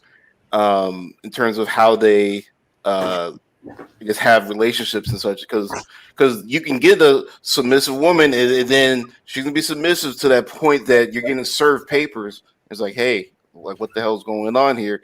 And then you're gonna see how dominant the family court is when it comes to dividing up your stuff and preventing you from seeing your kids. A lot of times I see when people like not us but other people talk about their culture, this culture, that is like, okay, a lot of the stuff you're talking about really only works when you're in your country because of what the laws there allow. When you come over here, you start to see what really happens with the U.S. Because that's why one of the things I've always heard from immigrant men, especially the ones that marry, is like, do not bring a woman from another country here because of what the overall culture here does, not black culture, not white culture, just American culture does, and that's where it's. I mean, fine. Like there are things that I guess you could possibly take from learning from other people's, like how they get together, how they find mates, what have you. But still, we have to do that within the framework of the U.S. legal system, as far as like the U.S. family court. Like, hey, maybe Mary was fine with getting smacked. Hey, you do that to your wife, whatever, and she calls the police. Now you're in jail. Mm-hmm. So it all depends on how I guess willing the woman in the relationship is to sort of forego all of the benefits that the U.S. provides women. So that's where it's like gotta, like, I sort of take a pause to it because it's like, yeah, there's too many things still in the air about our legal system that will still screw us in the end. So, yeah. So, do you think he would be more screwed had he not smacked her? Because then he would have to deal with a lifetime of an unsmacked bitch. Because she basically would have continued to push the Huh? You gonna Oh, bring it out? shoot. Here, I'm gonna mute. No, I didn't. Yeah, you gotta mute her up. Yeah, I know. We having like marital spats, but hey, wouldn't it be funny right when I said that, Risen just Patriarchy in action. and did he say I learned it from another coach? Yeah, I just learned it. Like, Yeah, patriarchy. Nah. yeah, spit out. I just spat out all the bones. Yeah, That's right. but no. What was I saying? I noticed that she doesn't. Even though she lives in this country, she hasn't succumbed to the American legal system. Yeah, and I do. It's a mindset. It's really not the country or the legal system. It's the mindset of the women that's different. Because you're right, she could have did that, and she could have just walked away with like a whole wampum of his stuff, like that one Brittany Renner chick did. But she didn't because she's not an American bitch. You see, I don't mind eating off somebody else's patriarchy the same way I don't mind eating my bananas from Chiquita. Okay, yeah. I don't mind wearing my Nikes from China. Yeah, I don't mind watching my movies from Japan. I don't mind it. I don't care if it's from somewhere else and it's better. I take it and make it mine. That's what you do. You take other people's crap. Ciao. What's that? Yeah. Okay. I mean, can you hear me? Because sometimes, can you hear me? We can hear you. Yeah. Okay, because sometimes my mic be tripping. Okay, I'm in the Lapeef group. I'm in there just about every day. Mm-hmm. And when Amir appeared on the show, that was a lot of stir. When the incident happened where Courtney wanted to start jamming her up, that was the biggest stir right there because JR and Anton shut Courtney down. And I'm understanding why Courtney... What's that? I don't watch it enough to know. Who okay. You're mentioning names. Who are these people? Are they guys? Okay, Courtney is part of the show also. She used to be the Golden Girl. Well, no, I know. See, right now, Amira is the Golden Girl. With Obsidian, but who's JR and Anton? Okay, this is the Lapeef. They're panelists on the Lapeef network. Okay. All right, so these are guys. Yeah, these are guys. Okay. So Courtney was the Golden Girl. She was supposed to be the Golden Pygmy. Okay, gotcha. So they brought in Amira, and she started becoming the Golden Girl. So there's the issue between Amira when Courtney started coming after her. Kay and Courtney didn't really get along. They ended up getting along when Amira appeared because they started JR, Anton, and then Chicago Rilla, which is Daryl. He's they protected, they looked out for Amira. Now, I listened to the whole story of Amira. We discussed it heavily. We discussed this situation heavily. A lot of brothers is on Amira's side. Mm-hmm. Amira stated that in the essence of them meeting, in the end, before they got married, her husband had to pay a $50,000 dowry. Okay. And other cultures are like that because I was with a Vietnamese woman and she mentioned I had to start paying her mom. So I'm understanding in other cultures, if you get a woman, especially she's a virgin, you to pay a dowry. That's what. I wasn't wrong. Yeah, but I couldn't hear. I couldn't hear who was saying what. I'm sorry. I would have to pay one too, even though I'm not with a virgin or a person who was a virgin when I met her. However, it's more of a gesture, something inexpensive, just as a gesture to respect the tradition more than I would actually have to pay $50,000. Right, but I get with instance of Vietnamese, you have to pay installments. It's not like it's one fee. You got to keep paying. That's how they are with the Vietnamese culture. But she's Lebanese, so she mentioned about all of this. And in the group itself, a lot of the men, because of her femininity and her submission, the level of submissiveness she shows, it outran what Kay never showed real submissiveness anyway. Courtney was the one that was sitting in a position of being like a pygmy. But when they brought Amira on, that was showing what real submission is. Mm-hmm. And they started having problems with her. The sister started having problems. The other sister didn't say anything. I can't think of her name right now. But Courtney, Lauren, Kay, I'm sorry, y'all. We moving furniture. Courtney and Kay teamed up, which we never seen them team up before. So they've teamed up. So it's an issue. But inside the group itself, there's been a line drawn and sides taken, because this is what they're saying. How you going to bring somebody on the group that's non-black talking about black issues when JR set up and said this is not a black group? But a lot of people were under the impression it was a black group, but they were saying it's not, because they're saying this group is for everyone. So we're going to bring everyone we see fit that's able to help with the platform come in, and then we spread knowledge on each culture instead of just stuck with under our culture. So a lot of people didn't like that, but others agreed with it. So there's a split in the Lapeef group about this, because a lot of women was against it. Some are, but a lot of the women sisters in that group are against it, and some of the brothers, but most of the brothers are for a mirror, because they like that level of submissiveness. Of course. So this is the issue that's going on with inside the group itself. So there's a lot of disagreeing and agreeing going on, but I'm understanding now what J.R. Anton's intentions are, because in the beginning I didn't see that, because I looked at it and I made a comment. Why is it that we can't go into everybody else's sphere, but everybody can come into ours? And they were saying this is not specifically for us. They were hammering that in, because it was hard for me and others to get that. They're saying this is not a black platform, but I said we have a lot of black folks here. But still, if you really look at it, we got more than black folks. We got white, Hispanic, Asian, others, and that's true. They are in the group. Just I didn't pay attention. Can I ask you a question, Chauhan? Go ahead. Do you guys speak on black issues, or do you speak on issues for everyone in that group? Is it that group is talking about the relationship between black men and black women? That's why the problem. That's why a lot of us had a problem with that, because we were talking about the black women and black men. And then I posted when Kevin talked about one of his last streams, it is his strong desire that the black woman, the educated black woman, gets with the black man. I posted that in Lapeef and in Kevin's group, because that was telling me Kevin is looking specifically at the black race getting together, because if we don't, we'll be dissipated.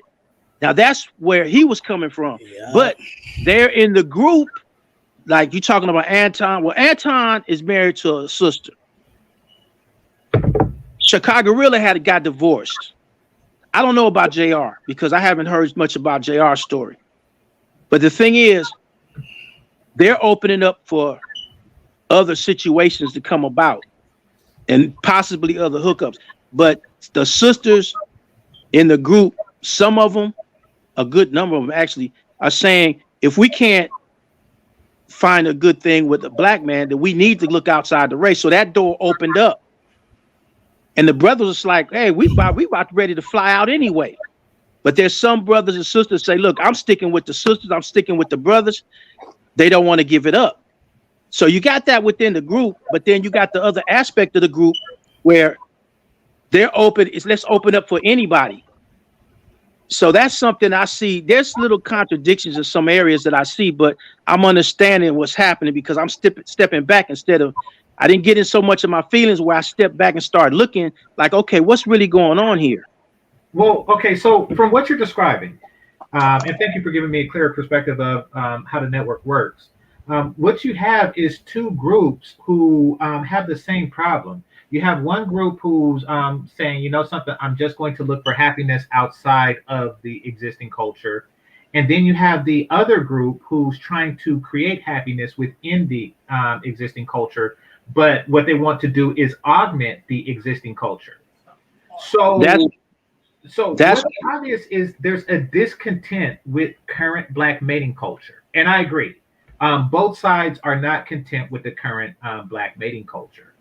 And the intelligent thing to do would be to get a outsider's point of view on that. That's, you know, like, because if you get inside the group, there's a lot of hate. There's a lot of male hate and female hate in there, a whole lot. If you ever go in there and start scanning through, there's a lot of bashing. Are you talking about the Facebook page? If you don't I'm mind me talking asking, about I'm the sorry. Facebook Are you page. talking about? Yeah, the Peef group, the Facebook page, Lapeef. Yes. Okay, so So, help me understand this then, because one of the things that I heard was people were upset. Yes, people were upset when Mira first came, but when Lapeef and them put out, "Hey, this is not a black network," I think the discourse started really coming in when people are like, "Okay, well, if it's not a black network, where's the non-black man to speak on issues too? Then where is the outside male who can come in and critique his so-called equals?" And that's something that was brought up in I asked that question to Kay and them too when Obsidian did his thing with Courtney, because I think a lot of black people were kind of felt betrayed when Lapeef was like, this isn't a black network show, because I was kind of like, you say that, but you have a show called King's Talk that is all black men talking about black issues. And I posed the question. I said, if the Lapeef Network is not a black YouTube channel, if black viewers were to stop watching it, what would become of the channel? That channel would tank. Okay. Because I'm gonna tell you something. That channel would tank. And that's one of the big divides that's taking place in the group right now. Some people actually left because they felt that, hey, I thought this was about getting the brothers and sisters together. Even though there was a lot of hate and stuff, and man hate and woman sister hate was going on, the whole thing is they're still in there trying to get something going. So some people, when that was stated, they felt there was a lot of members that felt betrayed. And I was looking back like, wait a minute. And I didn't comment. Those particular posts I didn't comment on. I stayed off of those because I wasn't sure how to look at it as of yet. Because I'm looking. What's that? Do we have to? Is there a lot we can learn from what this woman was saying? Yes. So does it really? Why do we have to divide up the group? Can't we just like listen to the message? They're listening to the message, but the ones that don't hear it, the sisters are taking. Some of the sisters are taking Kay and Courtney's side. I'm telling you, a number of sisters are. Yeah, of course. The men are taking. That's how the sisters work. They're not leaving because that's a pretext. You know, that's a front. They're not leaving because of that. They're leaving because they fear the message of submission. You know, that's what they do. That may be so. That may be so. That may be so. But the brothers, a lot of the brothers. Right quick, Chahal. And to Queen Q, you know, you say, where are the men? Stop trying to make things balanced. That's like saying, you know, where was his smack in the face? Like, you don't do that. It's No. I'm not saying make things balanced. Here's the thing though. The conversation was had on the Facebook group about, you know, okay, since we have Amira and you're saying, what can we learn from Amira? Yes. And I do agree with what I don't know which gentleman spoke that said, hey, maybe black men can learn something from these non-black men. You can't sit here and say what black women can learn something from these non-black women without taking from the men also, because the reality is this, whether you choose to admit it or not, is that those men have set up that culture and there's a specific way that they too behave to make sure that culture flows. So you can't sit here and say, hey, we want black women to act like women of this culture, but we as black men are not going to act the same way to make sure we have that same cohesiveness that they do. Just the same saying, you can't have husbands and no wives wives with no husband. So what happens? What happens if a black man embraces that culture with a woman who doesn't? With a woman who doesn't what? You're gonna have to be specific for me. I'm sorry. Doesn't embrace the culture as well. Then they don't get together. That's the thing. No. No, what happens is he goes to jail. He goes to jail and a big ass nigga comes up and says, I need you to get on my body.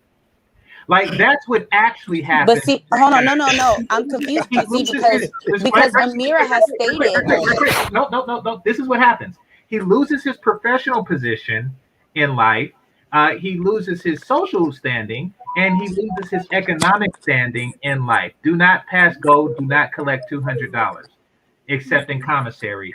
But, you know, that is what happens if he attempts to practice that with a unwilling woman. Now, what happens when a woman attempts to practice that lifestyle with a man who hasn't educated himself on that? Then she leaves herself open to the possibility of their children being raised differently. and not within the culture that allowed that submitting to happen, which means in some ways he's destroying his future family unit. Wait, so that's all that I'm hello, I'm so sorry, did someone try to say something? Yeah, so you're saying that that's the consequence that that she receives when she submits to a man that's not willing to be dominant.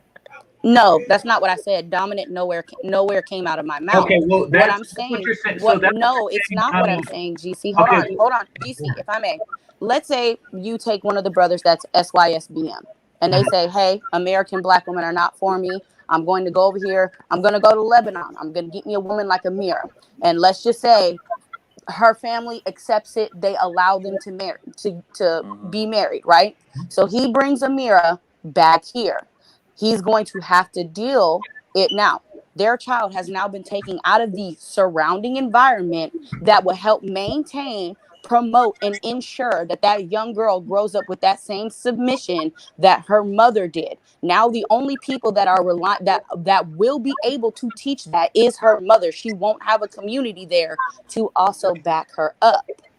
That's what leads to the break. That's what also leads to the breakdown. Now you're having not only the social media, outside influences, your children's friends or possible friends that they may meet with, but you also have a different community giving back versus if you married that woman, you stayed in that country and you raised your family. Now you can say, hey, I can let my daughter go to the mall and do whatever. And I know that if she gets out of pocket, there's going to be another man there who I know will check her and put her back into her place, that will teach her and uphold my morals outside of my house. That's the difference. So that's pretty much just. Wait, right quick. Okay, so I'll break this down to its simplest form. We have three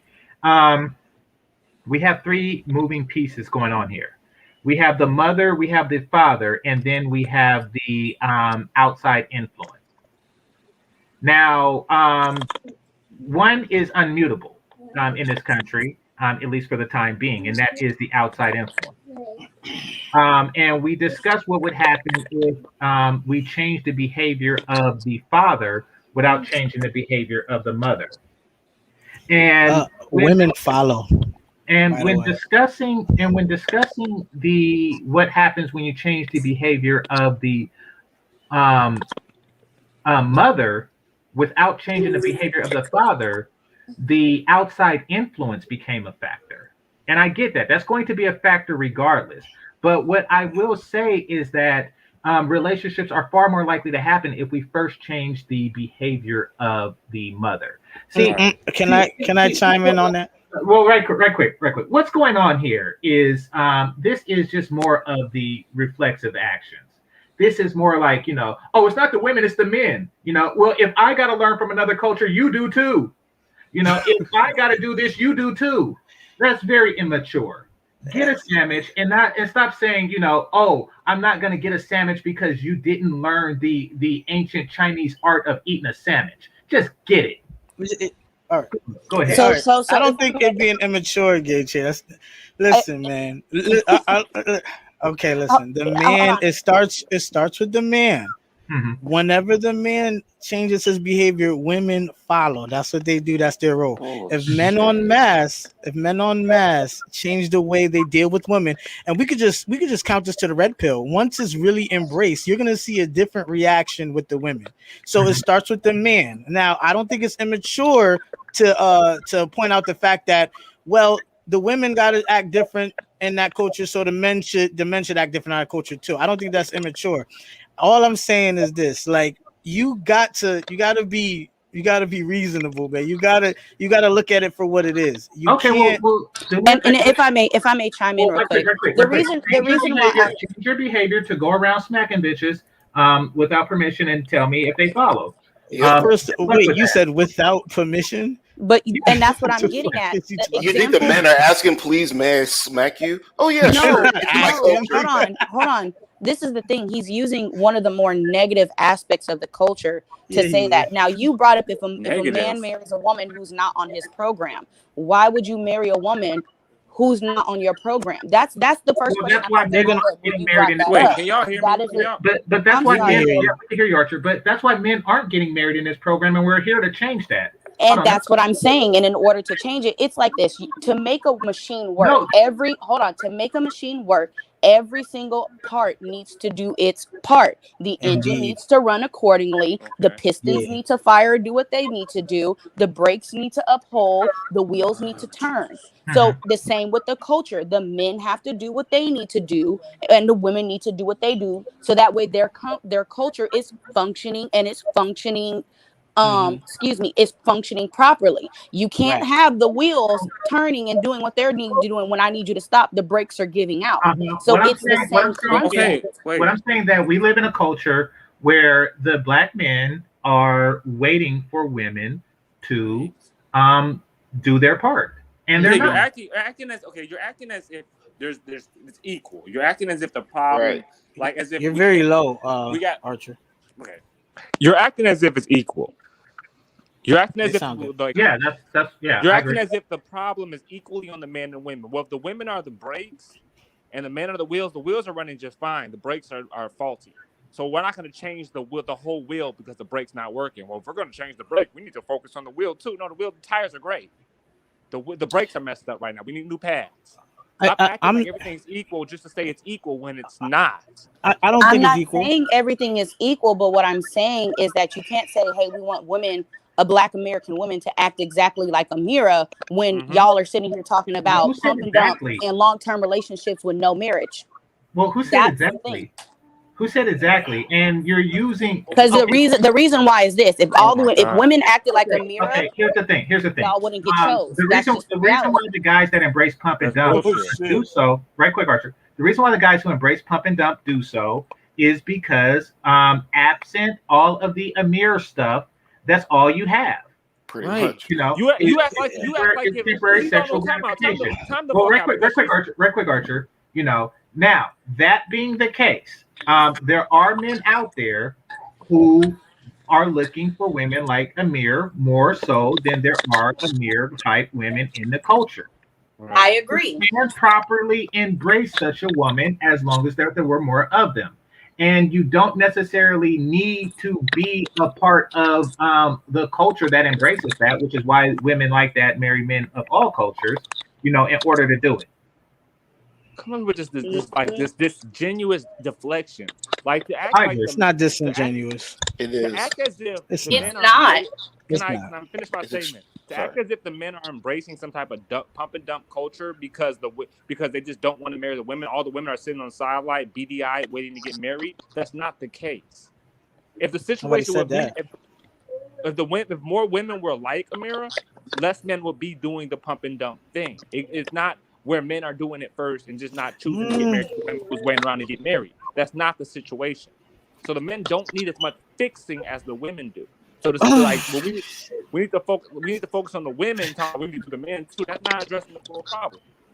That's basically muddling the solution. To remotely suggest that the Black man don't need to take cues from other cultures, the white culture, the Muslim culture, in regards to women, it's absurd. Okay. We can even talk financially if you want. The last time I checked, the majority of Black men are doing fine. Oh, come on, bro. Because we can all come up here, we can all state point for point what cues other Black women need to take from other cultures. What cue exactly do Black men need to take from other cultures? Well, Game Changer just made this video about this submitted woman, okay, in a Muslim culture. So we need to look at that. But what does it mean? I got a question. I got a question to explain. Well, hold on. I got a question. Hold on, right quick, Chowhound. The question is, what individual cues should we learn from other cultures, in order to embrace women like that? In order to cultivate women like that. And what are the cues? Well, excuse me. We're at the stage now that we're not really looking to raise them. Whoa. We will become. Whoa. Hold on, right there. Can I answer your question? No. I'm not finished talking. We're not. This is not a discussion on rearing submissive women. This is a discussion of getting with submissive women. Period. So you want to get with submissive women and just It's say not fuck enough, all the rest apparently. of them and that's coming up in future generations? Because fuck it, No, I just I'm want not to saying women. that. Fuck I'm future saying that. generations. That's Hold Queen on, Q hold on. husband, I think, right? Yeah, that's I'm me. saying, okay, please wait your turn. What I'm saying is that you first actually have to get with the women to have the kids to rear. So once we get that problem resolved, then we will have the conversation of how can we perpetuate this throughout generations. But first, let's have the conversation as we are doing now about how to get with these women. Okay. There's no I got a Game pertinent changer. question. Game I got a changer. pertinent question. He already asked the question. Okay. No, but I got a pertinent He question. already put a question out there. How you gonna ask another question? Hold Okay, on. Because this is a very pertinent question. Okay, I'm Oh going my to read God, the super never chat. mind. I'm going to read the super chat. Somebody's clicking. Please don't. Zero says, I know what they can learn. They can learn that shoes don't matter when you're barefoot and prego, and they can learn the kitchen. Whatever. That statement right there just justifies a lot of shit black women complain about. Really? Listen, I wanna can you put Queen Q back on the phone or whatever? in the She is. computer? Well, hold on. I have She's one more here. thing. Hey Queen, let me ask you a She's here. question. No, What- Melody. I have one more super chat. Hybrid. Thanks a lot, Zero. Hybrid Bigger says, that is, we need community which also supports and reinforces our values and relationships. I agree, but we have to actually get to that stage. A community is a network of families. We have to actually have the families to then network, which we don't. So this conversation is about getting the families. And we won't get the families until these bitches get in line and get in the kitchen and get me a sandwich. Yeah, that's All what right. that's what I'm trying to do. Shout out then Melody. Okay, this is a question I want to pose for the brothers on the panel and the sisters from the aspects they'll be in. If you had to pay a $50,000 dowry on the woman you after and she'd be submissive and you get her, would you be so apt to let the marriage get fucked off? Explain. I don't get it. If you putting out money for a dowry for the woman and you marrying to the family, would you be so apt to let the marriage get fucked off to a divorce? Put it that way. Okay, I see where you're trying to go with this, but you're overlooking the fact that we have to pay over $50,000 in divorce. Yep. So it's not really, I see where you're going, that there's a plus to the $50,000 thing, but it's not the men that are initiating the divorce. It's the women. And it's because we are financially penalized, whether it's before the marriage or after. So I get where you're going with this, but that's where the culture needs to change. Melody, you had something? Yeah, I just wanted to ask you a question, Queen Q. What exactly do black men have? What do you think black men should learn from other cultures? I'm going to be honest, and I'm just going to say they need to learn discipline and in some aspects, some of their leadership ways. Like, don't get me wrong. I as I said before, I sat there and I listened to the different things that when Amira conducted the panel on the Lapeef network, where she was the only woman and she had 3 different men from 3 different cultures come up, a lot of the things that they were saying made a lot of sense. They talked about, traditionally, like we said, how Amir was telling a story of how, like, when they're out in public, they're able to go to other men and tell them, like, hey, I saw your daughter doing this. I saw this. You need to be able to get your daughter in check without other men snapping back and being like, well, that's my daughter and I'm gonna worry about mine and you worry about yours. What? There's a lot that they can learn. They learn working together for one, having discourse without yelling and cussing at each other and actually being able to come to a resolve instead of just having the spat and then letting the beef continue. There's a lot that can be picked up by these cultures. In addition to, a lot of the men from other cultures say they take part in raising wives. They know that their daughters learn submission through them. So the same way how we sit here and we speak about how we say, I hear some men say women need etiquette classes. I'm in total agreement. I agree 100%, but you can't sit here and say that and you yourself have a daughter and you're not doing what you teach. So that's what I'm getting at.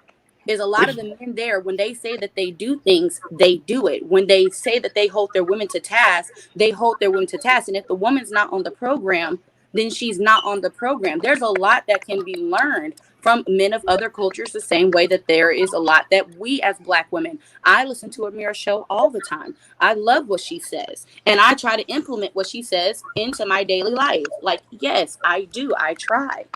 So that's all that I'm saying is that there's answer, yes, King. I get it. Game changer. I agree 100% with you when you say that, yes, the bigger problem lies on the women. But if you get this stability, if you get this stuff that you want from these women, you have to have the majority of men on board to ensure that it stays that way and it doesn't fall to the wayside. Like The majority of men are. Okay, can I jump in here right one quick? thing that they Hold talk on, about. fellas.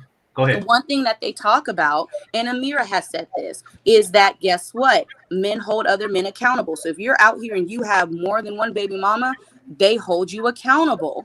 As a man, they won't let their daughters marry you. They won't let people interact with you. They withhold those women from you. That's not true. Good answer. I mean, that's true. Good answer, goddamn. Fair enough. Can I speak, please? No, right quick, number 16. And the simp culture. Archer, number 16, East. Hold on, right quick. Let me ask her a question right quick. And No, you cannot. No. All right. So, one problem at a time.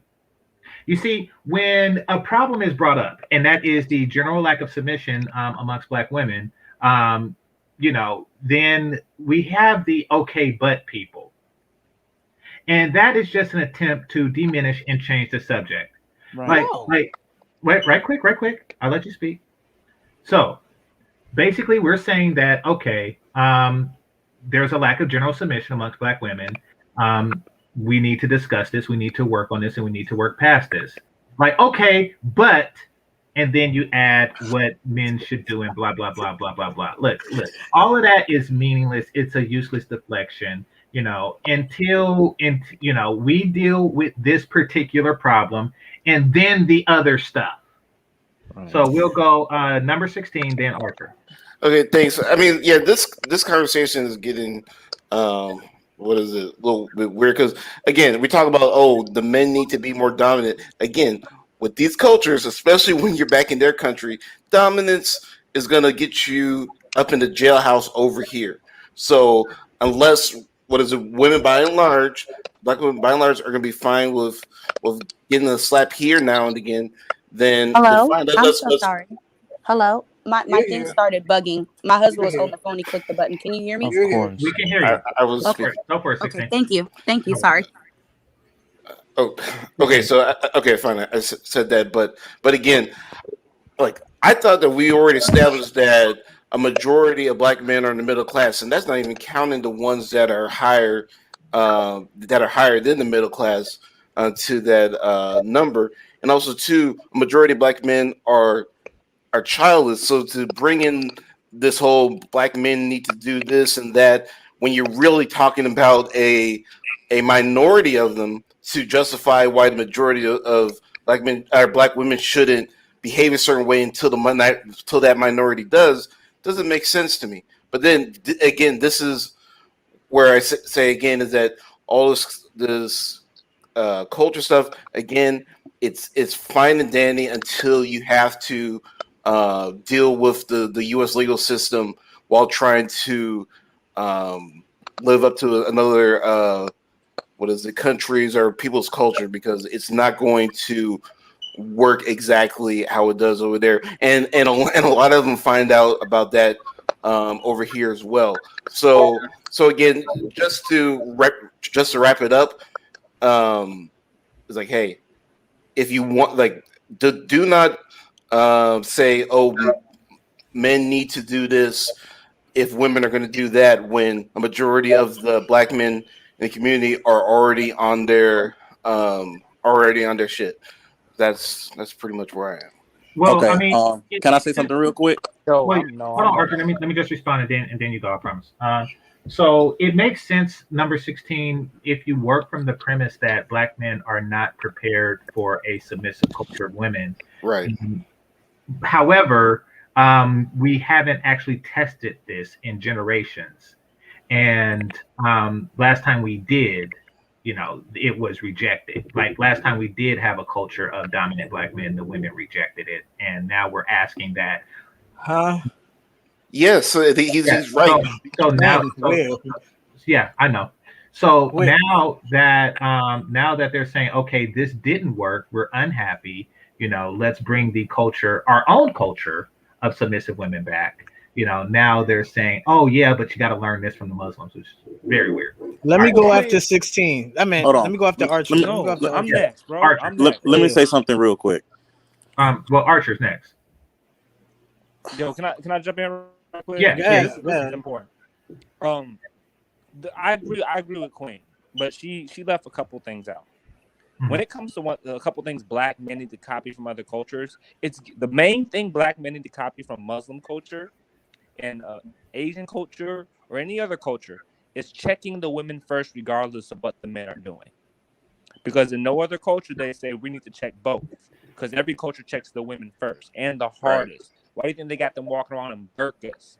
Got them doing all the women are the first ones they get in line, then everybody else falls in line. You check the women first because they should be the easiest and the quickest, then you deal with the men. See, in Black America, we've been doing it the opposite for decades. We've been trying to check the men over and over again and letting the women run wild. Now we're trying to go through this egalitarian thing where let's check both. No, let's just do what other cultures do. Let's just check the F out the women, and we handle the men when we got the women in line. Let's get the easiest plate done, and then we go to the harder one. If that's the harder one or the one that needs problems fixed, which most of us don't agree with, because my opinion, most black men are good. How can you check the black women? Black women are not submissive. Black women won't let you check them. Well, let me say this real quick. You jumping in the middle. Exactly. Hold on, Archer. You got a response to Melody? All right, hold on, brothers. Do you have a response to Melody, Archer? No, I'm good. She right. I hear what she's saying. I already said what I need to say. Got out my chest. Yeah, I agree. Black women's masculine energy. Black women want to compete with black men all the time. So there's no way to check them because they always want to one up you. Whereas other women in other cultures, they fall back and they're submissive and they listen to their men. Black women they just want to do you want to know why what the black men need to do? The black men need to shut their dick down and control it and take control of the situation that way. Oh my God. Because a lot of black women use that thing between their legs as power. And that's the truth. Don't say, oh my God, I'm telling you what I know. Okay, so let me say something. You got to control your dick. You got to control your dick because a lot of them don't have dick control and getting led all over the place. That's why you have even these simps going around because they got a shot at getting whatever instead of controlling their own damn feelings, emotions, and animalistic nature. They letting it get out of hand. Okay, let me say something real quick. After this, we'll go to Queen Q, and then we'll go back to Young East. You didn't even go to me first. You need to go back. Let me say something. Let him go. He want to talk. No, because it's really not Q that's there. It's risen now, so that's why it's a new person up, and then Trey. But I'm gonna let you go before the new people in this case. But Chowhound, I've never known any culture that sustained without fucking. So I get what you're saying, but you're saying that in order to perpetuate a community, we have to not sleep with the women. Such defiance shows that on one side they don't want to continue the culture to continue, because basically what they're saying is the only way you could continue our culture is to not breed with us. That's not going to work. They don't care if the culture. That's a proposition given by somebody who don't really care if the culture perpetuates itself. Women are built not to go long periods without sex. You're telling men and women to have a sex standoff? Even if you put the sexual urge aside and just go for the whole legacy aspect of it, it wouldn't work. It doesn't make sense. It's just like it's just avoiding the fact that black. Then everything you guys are complaining about will never stop. What'd you say? Then everything you're complaining about will never stop. All these women that's doing these things that you guys do not like, y'all still have sex with them just because they look good. Oh, you still have sex with them because she got a fat ass. No matter what she does, she got a fat ass. I'm gonna fuck with her though. She may be fat, but she look good. I'm gonna fuck with her though. So she. That's like the comment. That's like the They do comment one of whatever my change, exes but made. you're still fucking them. So why would they change? No matter Okay, what they I do, get you. She got some. That's like for 10 minutes. that's like one of my At this exes point. made a comment. Okay. Anytime a N word gets around some pussy, dicks always get hard. That's telling It's a fact. me that you don't have no control of your dick when you around some pussy. And that's one of the points. And that's how where can- they're looking at this. And how Okay. can so? Listen, and how bro. can we? But as no men man does, protect not the just a black woman man. if we can't control our fucking selves? Because that's pretty much like Every race of all man that's doing fucks. It's not about fucking. It's not Every about race of fucking. man just It's fuck who's about the busting. women. Hold on, Ish. You can still fuck. It's about the women you guys all complain about, but still fuck. It's Stop not about fucking that. those women. Only get with women that's doing the shit you want to do. Then those women that are not will have to change. But y'all still having sex with them. I be on. I go to stream after stream. Y'all complain about women being fat, not cooking, doing this, doing that. But guess what? She got a fat ass, so I'ma still smash. Every man is like that, though, bro. No, every man isn't like that. Yes, No, it, no. every not white saying man, every man like man that, is but a every fucking man is hoe. not We like all that. cheat, nigga. I'm not saying every man is, but there's two. I'm not saying every man is like that, but there's way too many that are. I see it all the damn time. Every And race, that's I you guarantee you, can't check shit long as this continues to happen. Bro, Okay. Right quick. So if the proposition as it states is, a man who is looking for an attractive, submissive woman won't get one as long as another man chooses to fuck fat ass bitches, then if that's the proposition that they put out there, then they lose. Then shut the other men up who are complaining about that same shit. No. Yes. If you as a man are complaining about women, if you as a man are complaining about women not doing the shit you want them to do, but still fucking up, they need to get their ass checked too. What are you talking about? Nobody here's fucking fat women. Hold on. You had your turn risen. Now, believe it or not, in Lebanon, there exist fat ass bitches. There also exist prostitutes, and there also exist, let's say, jihad people or something like that. But you want to know. Excuse me. It's my turn. Now, you want to know what the Lebanese woman, like Amir, isn't saying? She isn't saying that you, sir, until you go out and check all of the men of the Who's that? Hold on. Until you go out and check all of the derelicts of the Lebanese population, I will behave like a ratchet bitch. Because the women aren't saying that, they don't have the problem. They don't have. I don't think that's the argument, game changer. Yeah, well, it is. That's not at all. Yes, it is. No, it's not. Yep. No, it is not. Okay. Well, it's theirs, so let them explain it. However, as presented, you're saying that because you're not out checking the men for fucking fat ass. It's not something the consequences. Let's let East go. So, in order to check these women, we're talking about Black American women, you have to be there. Number one. I know you guys want to check these women. We have a lot of streams about putting the Black women in their place, but you have to be there. You have to participate. You guys can't be on some MGTOW or SYSBM. Okay. Now, as far as the domestic discipline is concerned, if you're dealing with your woman, your wife, and it gets to the point where you actually have to implement any form of domestic discipline, to me, that is probably as bad as it gets. You should see the red flags before you have to lay hands on her.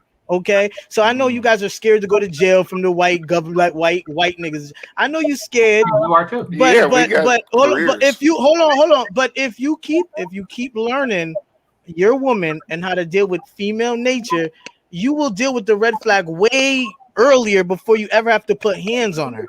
By the time you get to that point, listen, by the time you get to that point of the marriage where you have to touch her, it's that is the last it's real rocky from there. So you want to have some form of game. And listen, what I'm talking about is actually what I'm talking about is basic human psychology to a degree.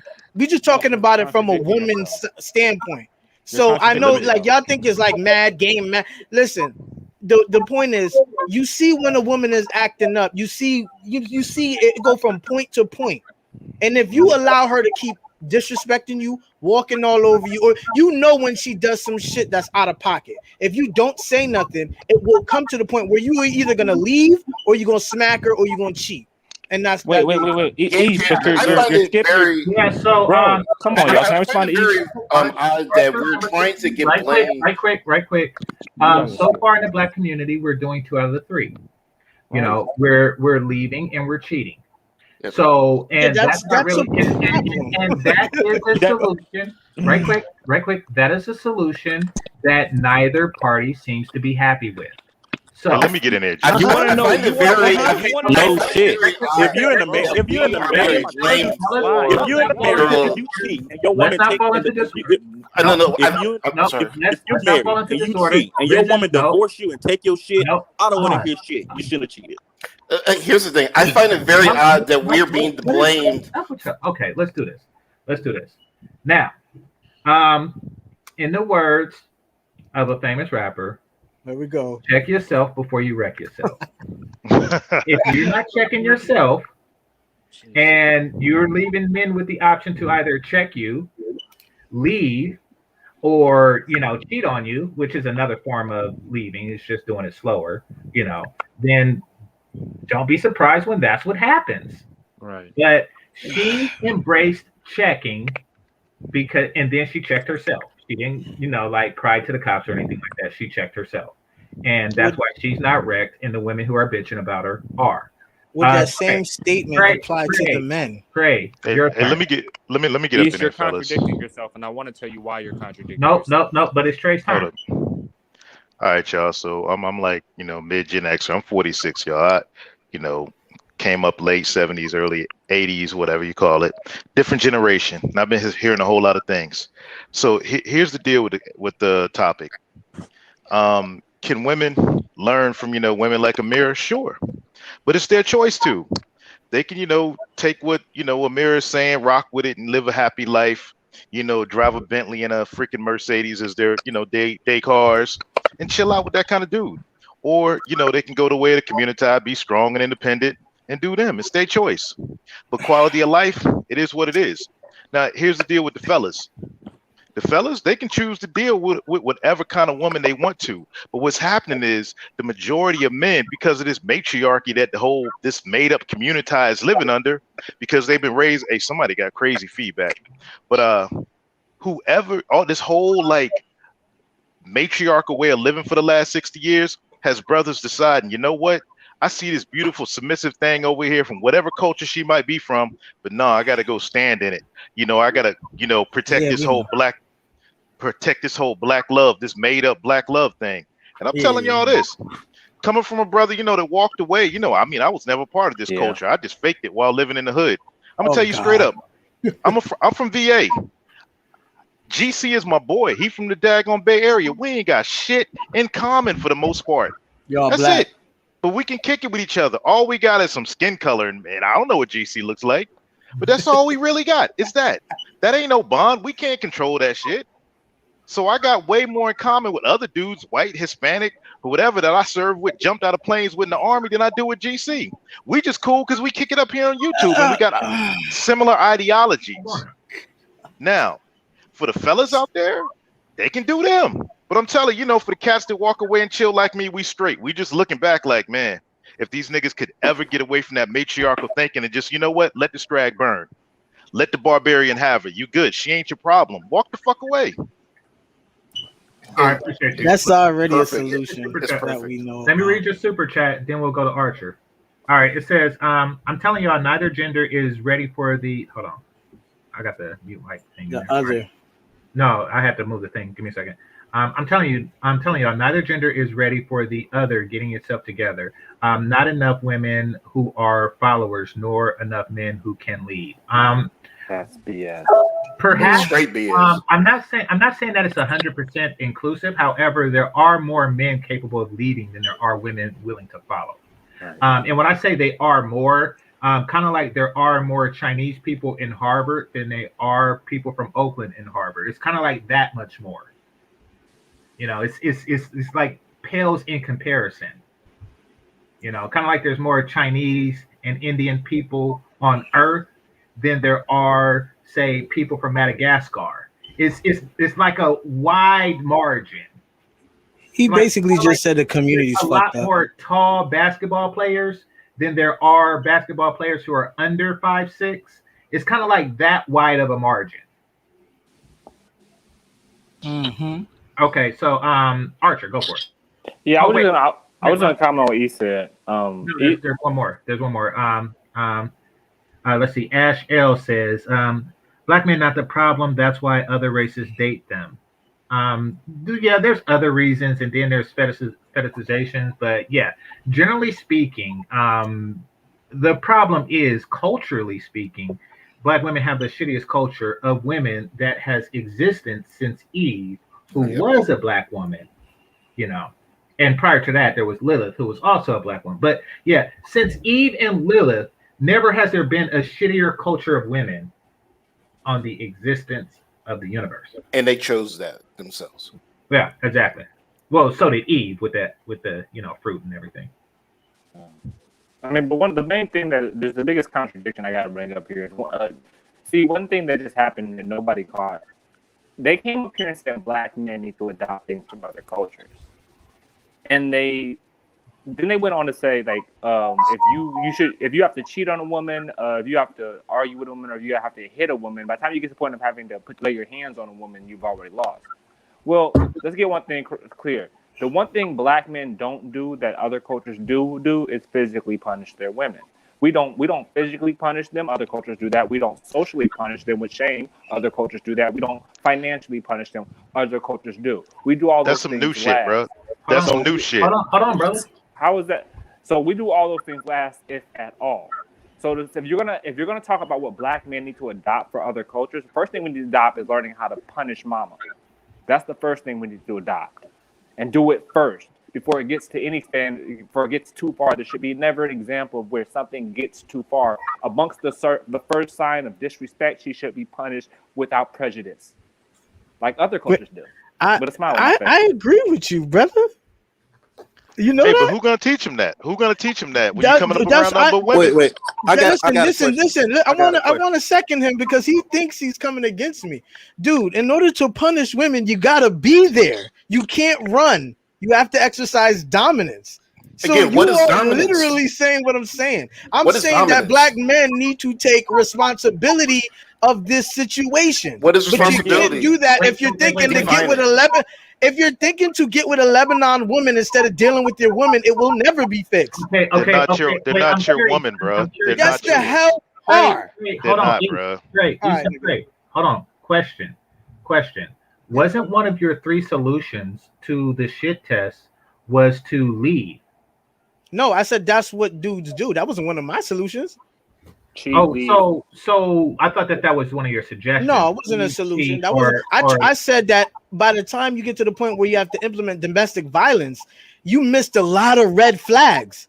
Mm-hmm. Okay, and then when you get to the point where when you reach the first red flags, what would you suggest that a guy does? Check it. If she gets, I'm curious. How so? First. Okay, if it's verbal, if she disrespects you. If she, like, let's say you out somewhere and I don't know, she says something rude. If you don't say nothing and she peep that you didn't say nothing, that she could just say what she want to say in front of people, she's gonna ×2 that. Okay. Mm-hmm. So unless you correct it on the spot or correct it at some point, it's just gonna compound. You get me? What if she says, "Who's gonna check me, bro?" Actually, let's do this. Let's role play, for example. Let's role play for a second, you know. So say you're out with a woman and the bill comes and you put a tip on the table and she was to say, "You cheap ass nigga. I used to be a waitress and that's all you gonna tip? You fucking broke ass bitch ass nigga. You dusty as fuck." What do you say at that point? Yeah, you leave that. Hold on. You leave that whole shit right the fuck there. This is all. See, by the time, hold on. By the time she gets that loud and belligerent, she was saying other shit to you prior. Okay, no. That is just a fact. It's just this is the first incident. So go for it. What do you say? There ain't no first incident. That is not okay. That's not the first incident. So I'm trying to explain to you how it got to that point. Gave you the scenario, bro. In this scenario, it's the first incident. No, give an example. Of the first. Okay, no. Let's unrealistic. Let's play this. Let's play this game. Give an example of the first incident. Okay, say you behind closed doors, right? Because that's where it starts a lot. You behind closed doors, and the chick, I don't know, she's going through something. She's PMSing, right? And so instead of having regard to your feelings that maybe you having a good day, she decides to take her frustrations out on you. So man, hold up, bro. You a man? Fuck your feelings. Get the fuck up and leave. Let him finish his point. All right. This nigga here, yo. Anywho, so yeah, man, women do. Okay, women do PMS, right? So what happened? They start to take their frustration out on you. Now she gonna get smart. She gonna get snotty. You could use your imagination as to what it could be about the laundry. She could just start. But use your imagination. Okay, so boom. Okay. So it could be about the laundry. Okay. It could be about the laundry. Why don't she say what would she do? Go ahead. Okay, I'm trying to. So it could be about the laundry. Let's say you leave your drawers on the bathroom floor. You know, bitches complain about that. You see her if she flip out about some basic shit like that. Like, oh nigga, why are you doing that? She gonna do it behind closed doors. Yo, I'm not your fucking mama. Why I'm gonna do that? If you let her what do you talk do to in that first situation? I'm trying to say that. If you let her talk to you that way in their house alone, she's gonna bring that outside. So that's how you get to the waiter incident. But what you do in that situation when the chick get belligerent, you check it. So how would you check it? It doesn't matter really, but what you say, it doesn't matter. The point is you can tell her how to. It doesn't matter. Hold on. Wait, Trey, calm down. Okay, right. So the whole point of this exercise is because it does matter. We want to. Okay, so you could tell her this. Right. We want to see exactly how you would check the situation. Okay, boom. So you can tell her this. Tell her, yo, watch your mouth. Don't talk to me like you fucking Watch your mouth. Hold on. Watch your mouth. Don't talk to me like you fucking crazy. Because you know I don't play that shit. That is a simple 1, 2, 3 check. And she gonna be like, what? You heard me. That's all you gotta do. That's 101. Melody, stop talking. All right, so you say that, and then she says, bitch, you been watching some of them game niggas on YouTube, fake ass nigga. You? What you mean? Watch your mouth. Who the fuck you think you talking to? I have my brothers come up and who gonna check me, boo? All over the street, bitch ass nigga. What the fuck you gonna do? Pick up your drawers and pick up my panties while you at it, bitch. While she's clapping. Listen. Hold on. Now, what's your response to that? See, you always go to it don't get that far, nigga. She almost should warm. Bitch ass nigga, who the fuck? Like you doing too much. I understand you're creating a fictitious world where all you have to do. I am not. And men haven't thought about saying don't talk to me like that before. Go ahead, Melody. What's on your mind? I was saying you can't say that to a black woman. Easily. I see other men tell their woman that, and they're submissive, so they'll be quiet. But a black woman, she's not gonna shut up. You never dated a black woman. Yeah, no, Melody. I am a black woman. You never dated a black woman. You haven't either. I have. Have you? Yeah, I have. What the fuck are you talking about? That's all I do. Listen, I know I never dated a black woman, but I am a black woman, and I see other black women doing this. I have family members yelling at their husbands, talking back to them. If you tell a black woman that, a black woman will get up and punch you in the face. Okay. Wait. He acts like black women can't go from 0 to 100 real quick. Exactly. Hey, hold on. Let me screw y'all quick, man. Hold on. Game with this shit. Wow. Hold up, man. Let me tell y'all something real quick. This shit comes. Let me tell you about this new generation. I was married to a strag for 16 years. What Melody is saying is correct. But here's the deal. It starts from beforehand. And, I give my man with the red hat emoji a little bit of credit. When you go into the relationship and she already knows that you will beat the fuck out of her if push came to shove, she's going to push you till you get right to that point. But here's the deal. If you're raised by a woman and none but aunties, you're not going to know how to handle that as a man would teach you. If you didn't have no uncles or no pimp ass freaking granddad around that will teach you how to handle that. Keep your pimp hand strong, but you'll never have to use it. But this is the craziness. That's a fact. I agree with that. In these cultures, you don't need game. You don't need game at all. So why are we even talking about? Fuck that game bullshit. Easy. How would a Muslim man handle the first incident in relation to a black? He's gonna use his words first. He's not just gonna smack her. He's gonna use his words first. That's what you do. You use your words first. Come on. And then if a chick is belligerent. No, for real. If a chick is belligerent, then that's what he does. They smack him. Amira herself said that she got her face smacked up. Bro, can I ask you a question? How many black women went into either Muslim establishments, Asian establishments, or Mexican establishments, and we have on film them getting smacked up on the first outburst? No home training from a man, bro. That's no home training from a man. Right there. That's the only reason a woman is acting out of pocket like that. Oh, he said, what happens if a woman, all these women on World Star, Media Takeout, running up in these like Muslim, Arab, freaking Chinese places acting out of pocket. And that what it comes from is no home training from a man. So here's your cue, fellas. If you meet a chick, ask her, were you raised by your dad? Were you raised by your grandfather? If they say no, walk the fuck off right there. That's simple. He could have been raised by a simp, so being raised by a father is not necessarily there's that too. But again, we're talking about all this game stuff, game this and that. When we're talking about learning from cultures that don't even deal with that game stuff about talking. Right. Again, well, like Archer was saying, you go to a Muslim country somewhere else, and even if a woman thinks about getting it out of her mouth like that, she's getting slapped a few times. I don't get what we're trying to say. I'll help you. Okay, so you see in these Muslim cultures, they have their women cover up. They implement all kind of societal policies. They make sure that women are doing culture. You can look at that as a form of game on the masses of women. Okay. Now, like I said, even pimps, listen. Even pimps start smacking when a chick get too crazy, and they got a lot of game. So what I'm saying? Come on now. No, I'm saying, listen.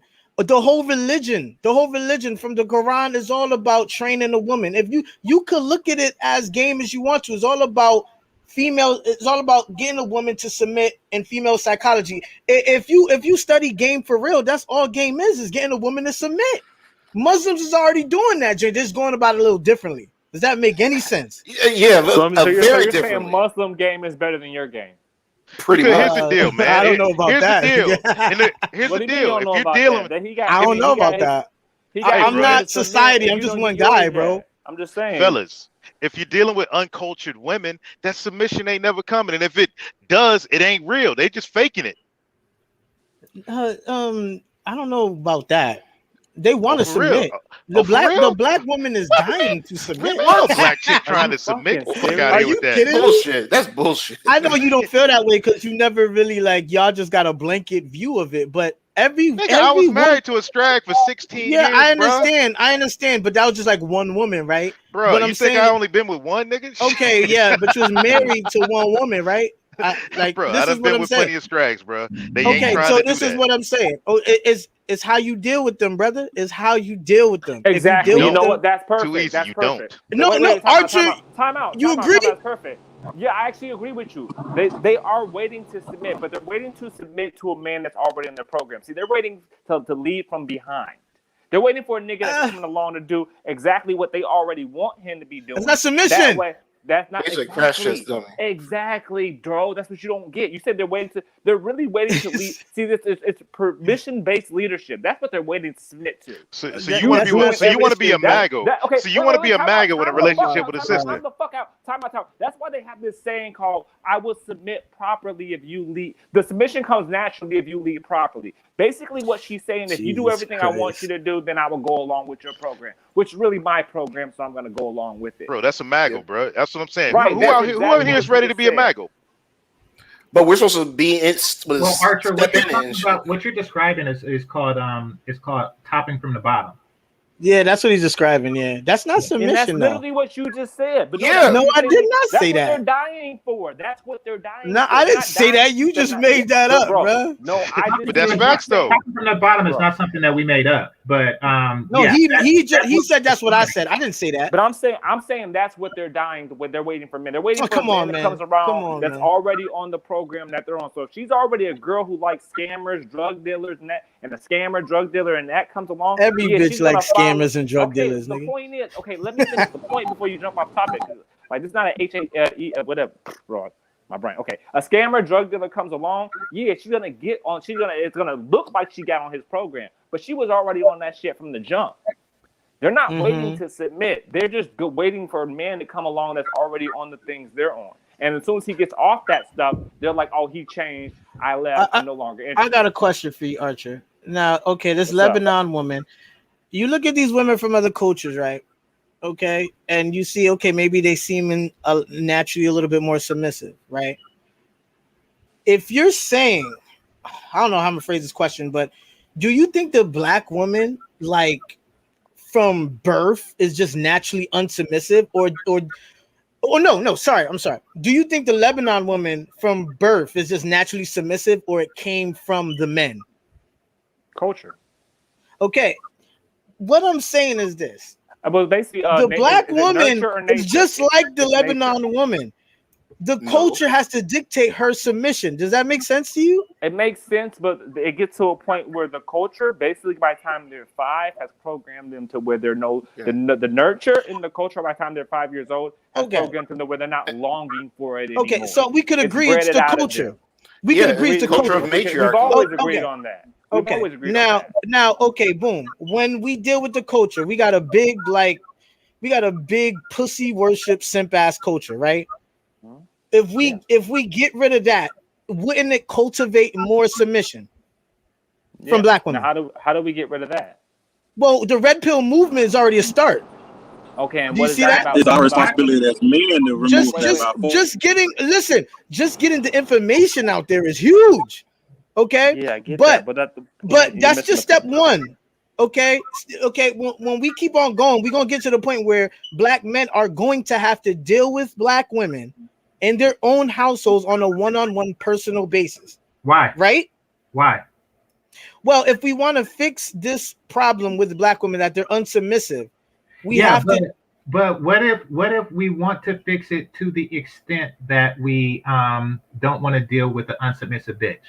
Like, for example, what if a man was to say, you know something, I want to fix this problem, but I don't want it that bad to where I have to deal with a unsubmissive bitch? Yeah, I got options. I can go somewhere else where the women are already fully submissive. I don't know. Some women are unsubmissive. If you can't get it under control, I've been through this in my household before. If you cannot get it under control, you end it. Okay, that's it. That's you. You couldn't get it under control. That's sad to hear. But the point is, you're not alpha enough. Well, whatever. I don't get fired. Because in my house, like I said, I'm paying all the bills, so I'm the one that's controlling that. Okay, so we got the culture is the problem. We got that, but it's gonna come down to the point where if we're still dealing with black women, it's gonna come down to the point where we're dealing with them in our households. You understand what I'm saying? And let me try and listen. All right, goddamn it, this shit is hard to explain.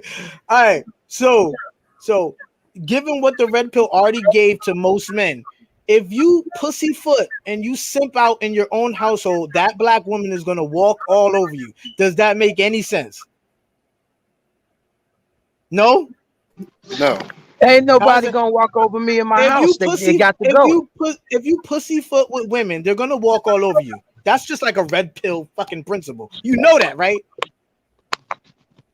Well, if you let that happen, but I don't allow that. That statement works under the assumption that if a woman chooses to give a man the ultimatum of allow me to walk all over you or leave, that he somehow did wrong. Game changer. You have to look at women as reactionary. Okay, like they're doing most of their behaviors are coming from the collective of men, how they're behaving, and the individual men in their life. Do you believe that at all? I believe that most of the behavior is coming from television and media. So culture. Listen, most of women's behavior is coming from the culture. Do you agree? Okay. If you can call it that. Okay, so that's basically half of the culture is men. How men are behaving with women is dictating how they are acting. You agree with that? No, not the individual man. In the sense that you're referring to. I'm talking about culture. I said the collective. Once again, you asked the question. You know, so. However, it's not the individual men that's making them this way. It is, basic corporate interests and, television. Fine. Like I agree to that. Nevertheless, the problem is that it is there. Now, once a woman is cultured, and by the time she becomes of legal age, she is cultured in another way. It is not your duty or responsibility to undo what was done on an individual basis. Yeah. It's simply not. And excuse me. And if you are suffering from the results of somebody who hasn't been properly cultured, it is not your duty to stick with that person and continue to do so at all. Yep, and let's just sort of get away from this feminine, submissive, like man dominant thing. Let's just go from an egalitarian thing. If we were just to have competent, people who believe in some type of family structure, we wouldn't even need all this. But the problem is in this community is that you have these women who, by and large, go after irresponsible men who don't care about having families, who don't care about rearing their children, who don't care about building a life for themselves, and they go for them the majority of the time. So again, how can I force a woman who is going down that path to come back to some semblance of a good relationship? Because at this point, it's like, what do you want us to do? Do you want us to go out on the street and grab any black woman we see, like, hey, you're gonna be submissive? You're gonna not mess with these uncultured men, these dregs of society. You're gonna be good. It's like that's crazy. That's why it's really on the women to fix this themselves, because again, there's enough black men out there to have a good and stable relationship with them. And hell, if you want to keep it really funky, it's like, if you're that type of woman, you should be available to many other groups of men. If it was like that. So it gets back to the point of this whole thing of trying to check a woman, try to force a woman to act right.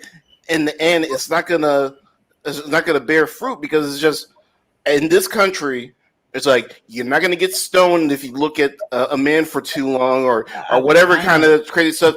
It's we have free choices in this country, and the women are choosing, by and large, are not all women, but a majority of the women are by and large choosing relationships and things that are not conducive to a.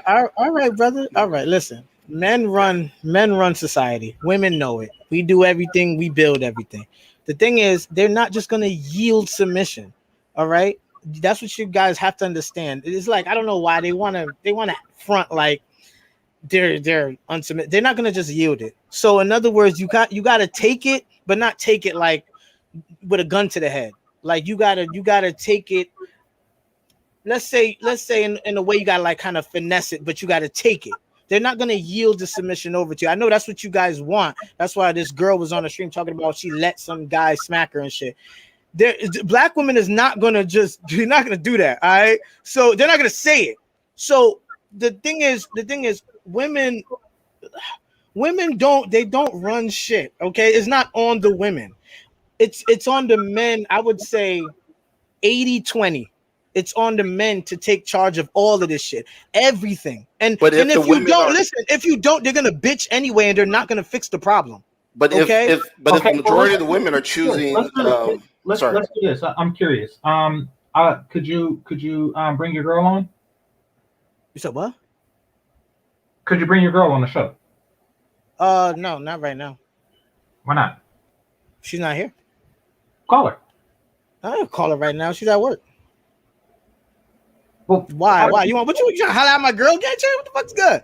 No, trust me, I'm not. But, no, trust me, I'm not. But I mean, call her and have her take a break from her job and talk for about 15 minutes. And what you gonna tell her? I'm curious. I'm not gonna tell her anything. I'm going to ask her about her desires for submission, et cetera, et cetera, et cetera. I would like to have this conversation. So please call her.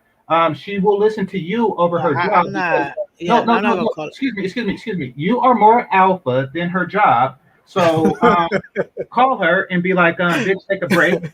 And so Game, no, I'm not gonna do it. You bugging.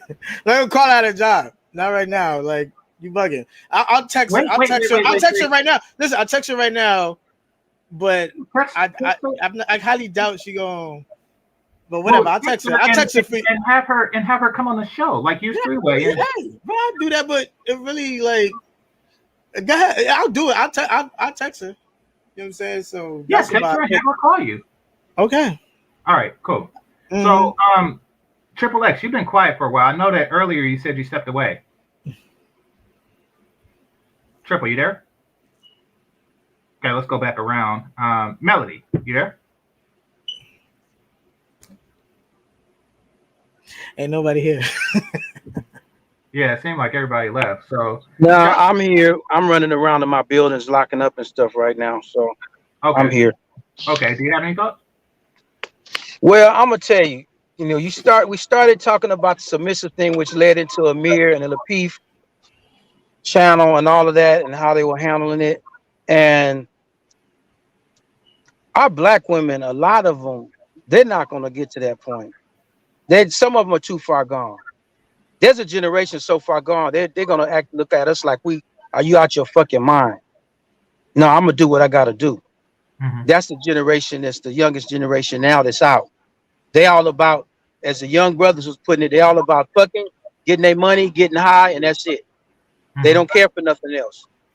So trying to get them in a situation like that is futile. You have to start from the cradle to start raising them like that, because you got a generation that's totally lost. And then that's what it is in itself. You have to try to find something that's already, or find someone that's already there, may have a little age on them in their 30s or whatever, or 40s, which is crazy, or go outside the race. That's just the bottom line. I don't think black women is as indecent as you made them sound right there. So let me ask y'all how. No, I'm telling you, I spoke about a certain age range. I spoke about a certain generation. What, the millennials? There's a lot of them that's lost. I'm telling you. Well, that's the one that's coming up in adulthood now, right? Is the Zoomers coming up? The millennials are already adults. Okay. So let me ask you this, yeah. If those are the only options that a man has, either deal with an older woman who submit to a circumstance and due to lack of loneliness or something like that, or a younger, hotter, sexier, childless Lebanese woman, which should a man choose? You know, the younger, sexier Lebanese, childless Lebanese would be the one to be the pick. Younger, as long as she doesn't become Americanized. Well, keep her out of America. Good point. That's impossible if you guys are blanket judging like mad black people or women. I feel like, especially this guy Chowhound, like that was a super blanket. Like, I'm not blanket judging. I'm not blanket judging. What I'm doing is judging by what I see out here, what I've even stepped out to date. I know that's what you said, but like I said, that shit is like a gross, these young like women. blanket judgment of like how you feel like women conduct themselves, behind closed doors, or I don't know how to fuck, but damn, nigga, like, y'all, I don't know what it is. Maybe like I was telling Platinum, I was like, some dudes when they even look at a black woman, like they be intimidated by the resting bitch face and shit. I was telling them, yeah, that shit is cap. Well, you shouldn't have resting bitch face. Well, why would you let a resting bitch face intimidate you? Because I don't deal with bullshit. You're not. Weird.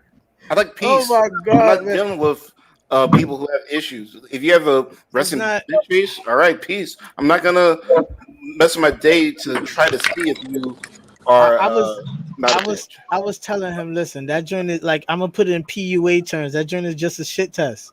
Don't be running from chicks because they mean mugging or whatever the fuck. That shit ain't shit. I mean, Yeah, I don't like shit. So okay, I'm gonna say this. Whatever. Okay, I'm here now. I can hear you guys. I'm back. Number 16. I'm gonna say this, and okay, great. I'm gonna say this, and then I'm gonna go to CJ. Not choosing to talk to a woman is not running from her. Exactly. All right. So, CJ, what's on your mind? Let me come in on that before I say what I was gonna say. But I was just the whole mean mug or whatever. Some guys will want her to have a mean mug because depending on what environment she grew up in, or you will know that that's how she's gonna be when somebody approaches her that's not you. You know, in some situations, some guys may like that. But I came on. I was to answer the question. I think that black men definitely can learn submission from Islam? Muslim, yeah. From Muslim, yeah, they definitely can learn from Muslim. They can learn from Asian, and are just they can learn from any woman that's not African American. But I was gonna say the thing is, I don't think they have like an incentive to be submissive. I think that's the issue because the only incentive I can think of is family, like them actually wanting to have a family. And then when I look at like statistics, my interpretation and then my experience just being around them, they don't really care about family that much. But that's obligation. Yeah, and it's because like the mentality, I say a lot of them is based on their environment, how they grew up. Like I've met a lot of great black women that they'll do anything for their kids. They work hard, like they work 2 jobs, or they making 6 figures. But they actually, like when you talk to them, like it's like in their consciousness, they can't even see why the man would be important, or the man would be having a man in the household would even be important.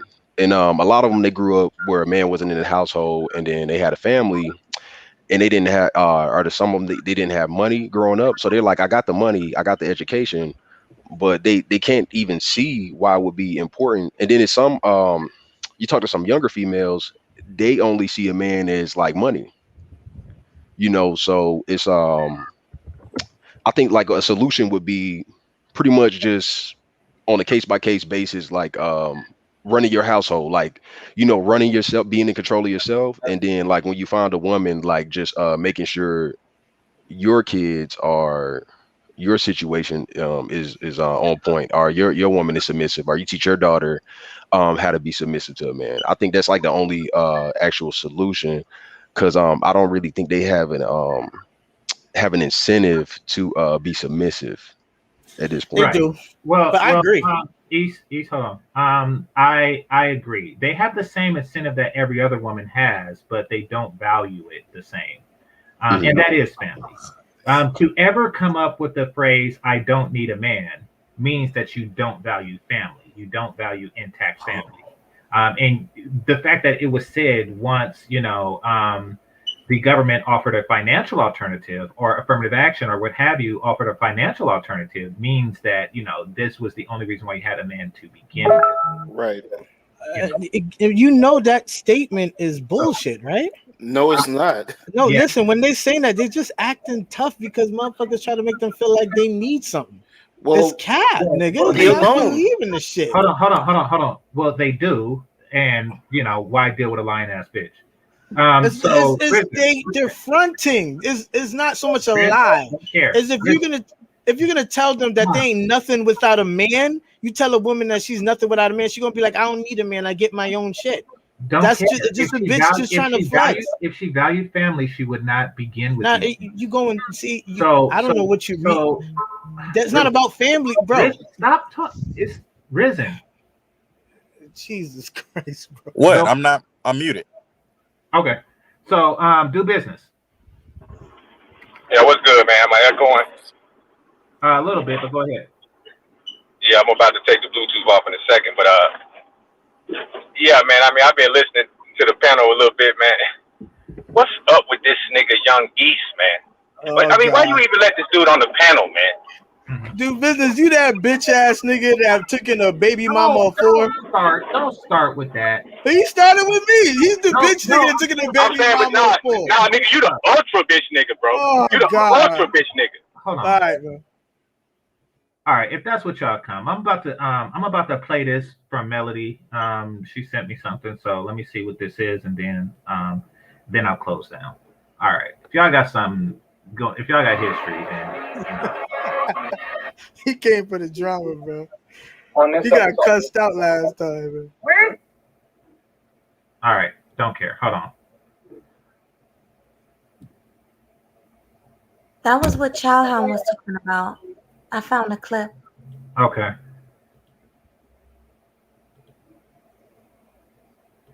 The only one mixing and mingling and getting everybody No, else. we're not. No, you're not. Well, No, besides we're not. Not true. In my own personal family. No, wait. I'm sorry, Mr. Penn. But please. again, going I back. want to hear him talk Chicago. Well, apparently we've been listening to you talk.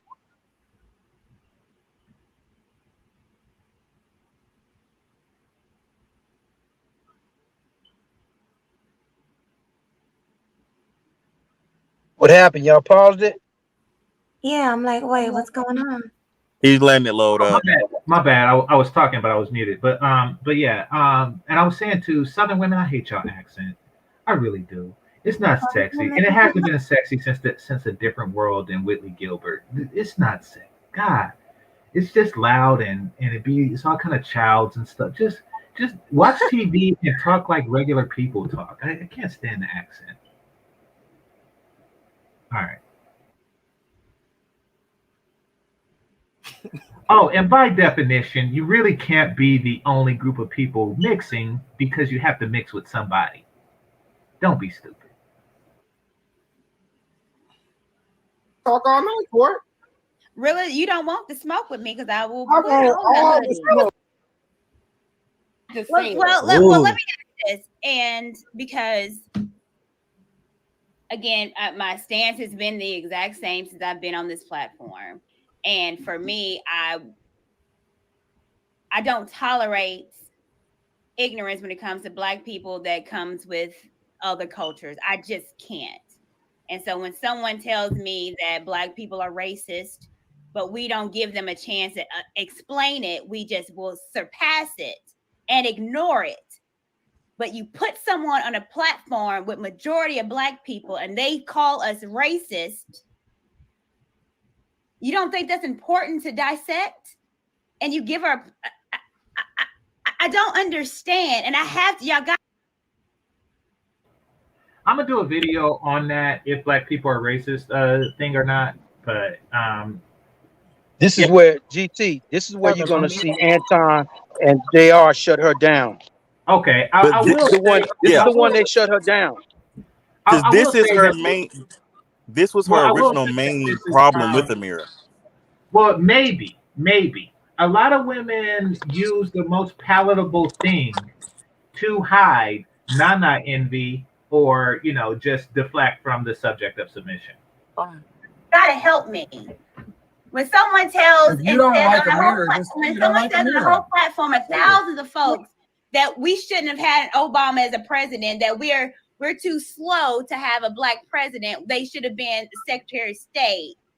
So I don't think she's saying she doesn't like her. She's trying to seek understanding. So I have to understand why we are giving someone a platform that calls us racist. Like I said. And it's not you. Jesus Let her Christ. speak. Well, you're not asking her. Like, ask her. Obviously, I am because I'm talking about her platform and the things that she said about Black people. What does her platform have to do with what's over here? Because you're putting on her platform, that's her views. And she's going to spew views on a platform because that's what we all do. We speak our mind. And if her mind is saying that we're racist, then it's important for her to explain it. Come on. Go ahead. Y'all can do your thing. I'll be And back. then I had another question too while you're explaining that, because I had a Lebanese friend tell me that Hold on, Courtney. our culture. Did she say I have another question while you're explaining that? Yeah. Well, let me holler. Let me holler at you right She was quick, gang. trying to get a whole lot out. I'm telling you, Courtney had a lot pinned up, and she was trying to get it all out. Okay, so what she did was she was trying to push too many things out at one time. She should have just took it once at a time, but she got into emotions a little bit. Yeah, the other one's not asserting herself though. I don't know why. Let me speak to the gang changer right quick. Like she don't have the practice of arguing with people as a feminine married woman. You're letting somebody just go ahead. Our culture, we call you guys bed, ABED, and they call black people that in Lebanon. What does that mean? What? I don't want to mispronounce it. But you spell it ABED. Abed. This is what they call black people in Lebanon. That's your angle again. Abed. I don't know what that is. What is that? Okay, so that means nigga. Yeah, but I get it. But why is she asking her to explain what Lebanese for nigga is? What that? Because she's saying that she's saying that they're actually racist. She's a black woman. The point this is what you have to deal she with, was gang upset. The point is, gang changer. She was upset. She's upset because they brought her on and the views that Courtney went on her channel and seen. So they're like, why are you bringing someone with these views on a channel with majority black people? Married. She's the only one of those women that's married, bro. But yeah, she may be the only one that's married, but what Courtney is asking her about is not about her marriage stuff. The whole thing between Courtney and Amira is because of her views and what she said about black people. That's where the problem came with Courtney and Amira. Yeah, but if you watch more of it though, I think the views of what she said was kind of taken out of context because it was more behind what she said than just that, brother. But no, I get what you're saying though. Exactly. But that's what people show though. It does seem as if Courtney is trying to paint this woman as a racist in order to deflect from an issue of submissive. Let's face it. Amira is not only more submissive and not only more successful at sustaining a marriage than Courtney, she is hotter. Not to say that Courtney is not an attractive woman, but it is to say that Amira is more attractive than Courtney. 10, 12 years younger too. Let's get back to the So there's the younger, hotter, sexier, childless aspect that it's very relevant to men who like young. Well, Courtney is a single mother anyway. Excuse me, right quick. That love young, hot, sexy, and childless women is definitely that's not the topic though. Now, which goes back to when I was saying Courtney got knocked off her perch. Hold on, brother. You know, that being said, this can be a clear-cut case of Nana envy. I want to hear this Muslim hoe explain herself.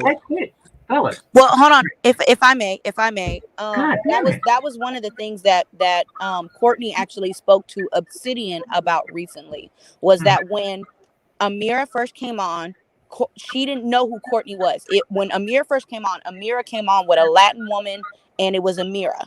And they were both going at black women. They're like, I don't get why black women act like this. I don't see why they act like this. Why can't they be like this?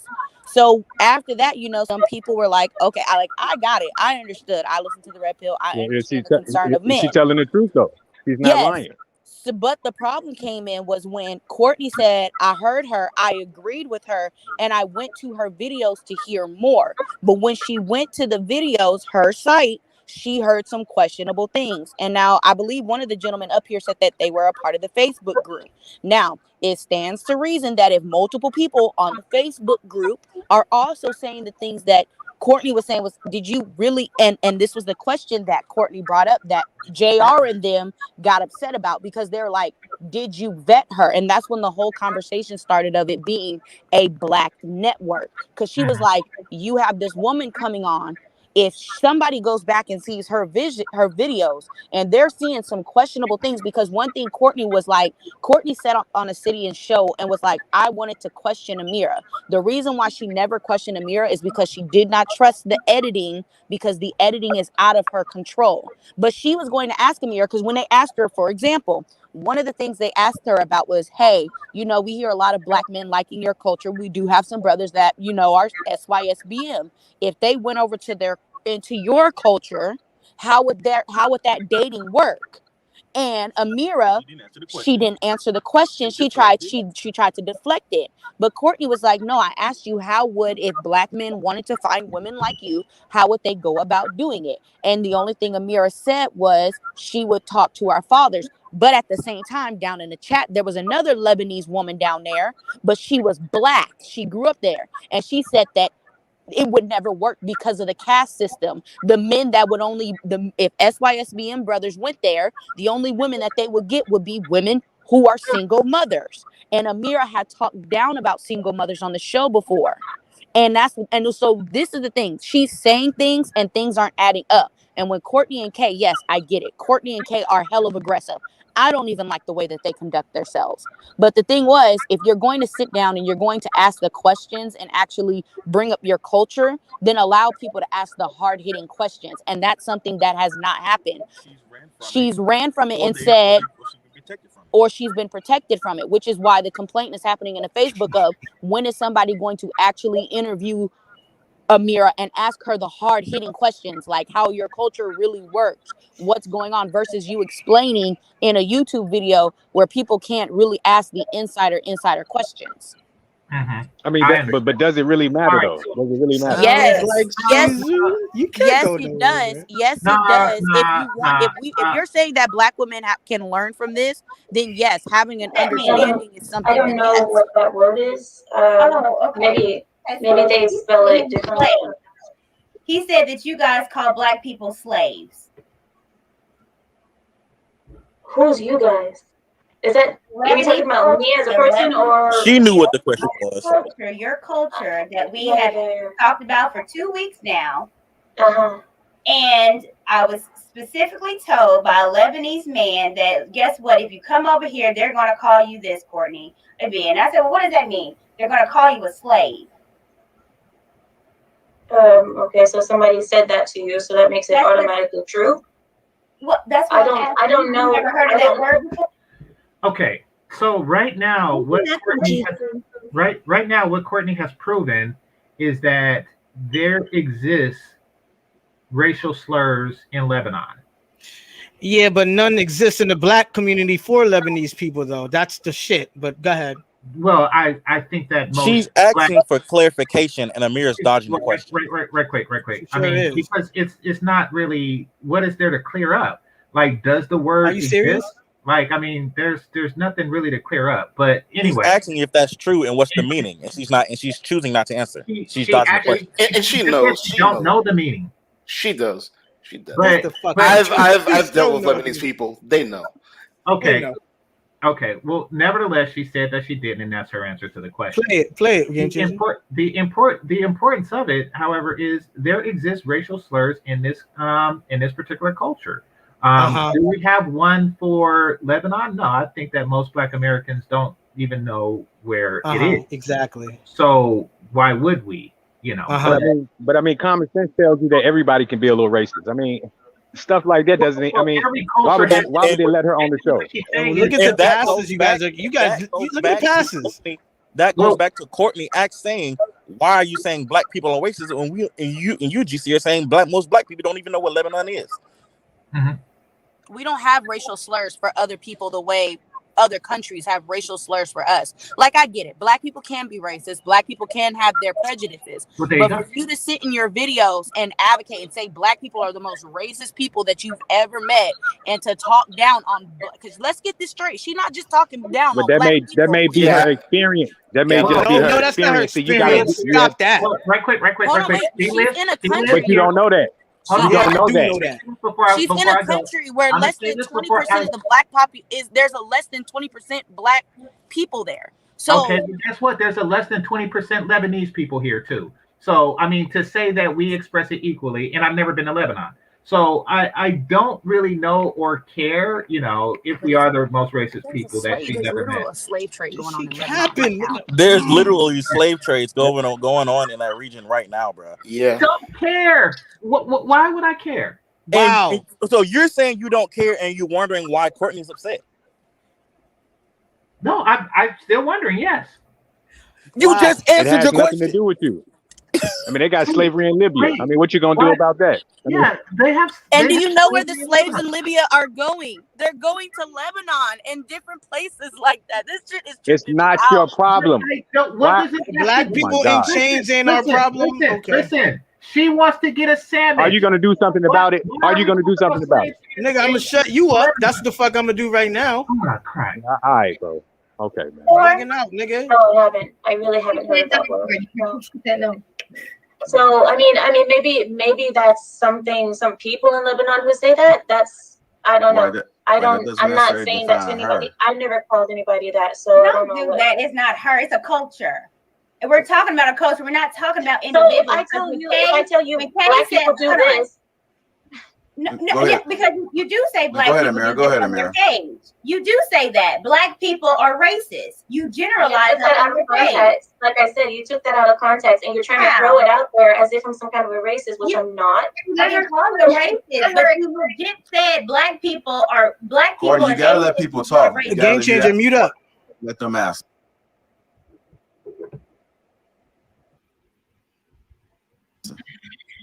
Well, I already told you I was having an argument with someone, and I was throwing that point out to confuse them too. Because obviously, I said I went to a majority black school a long time ago when I was in New York, and I saw things that were racist that came from black people, and I saw it from Asians too. And that doesn't mean I'm calling. Exactly. What the fuck did she say? Oh my God. As I understand it, Oh my what she's saying is, what Courtney's implying is that it's racist to call a group of people racist. What the? No, she's not saying that, nigga.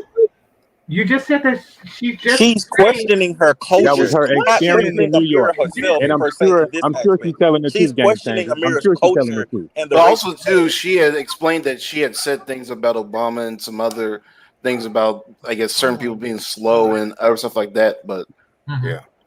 You guys, something so bad. I said everybody does something racist. Every culture does things that are racist. Game changer. We're not gonna act like you guys don't. We're not gonna act like Asians don't. We're not gonna act like the Middle Easterns don't. We do.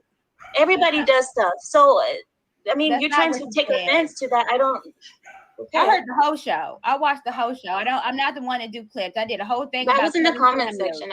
I don't know what you're talking about. I think you're talking about the comment section. So people that you know that are racist is black and Asian.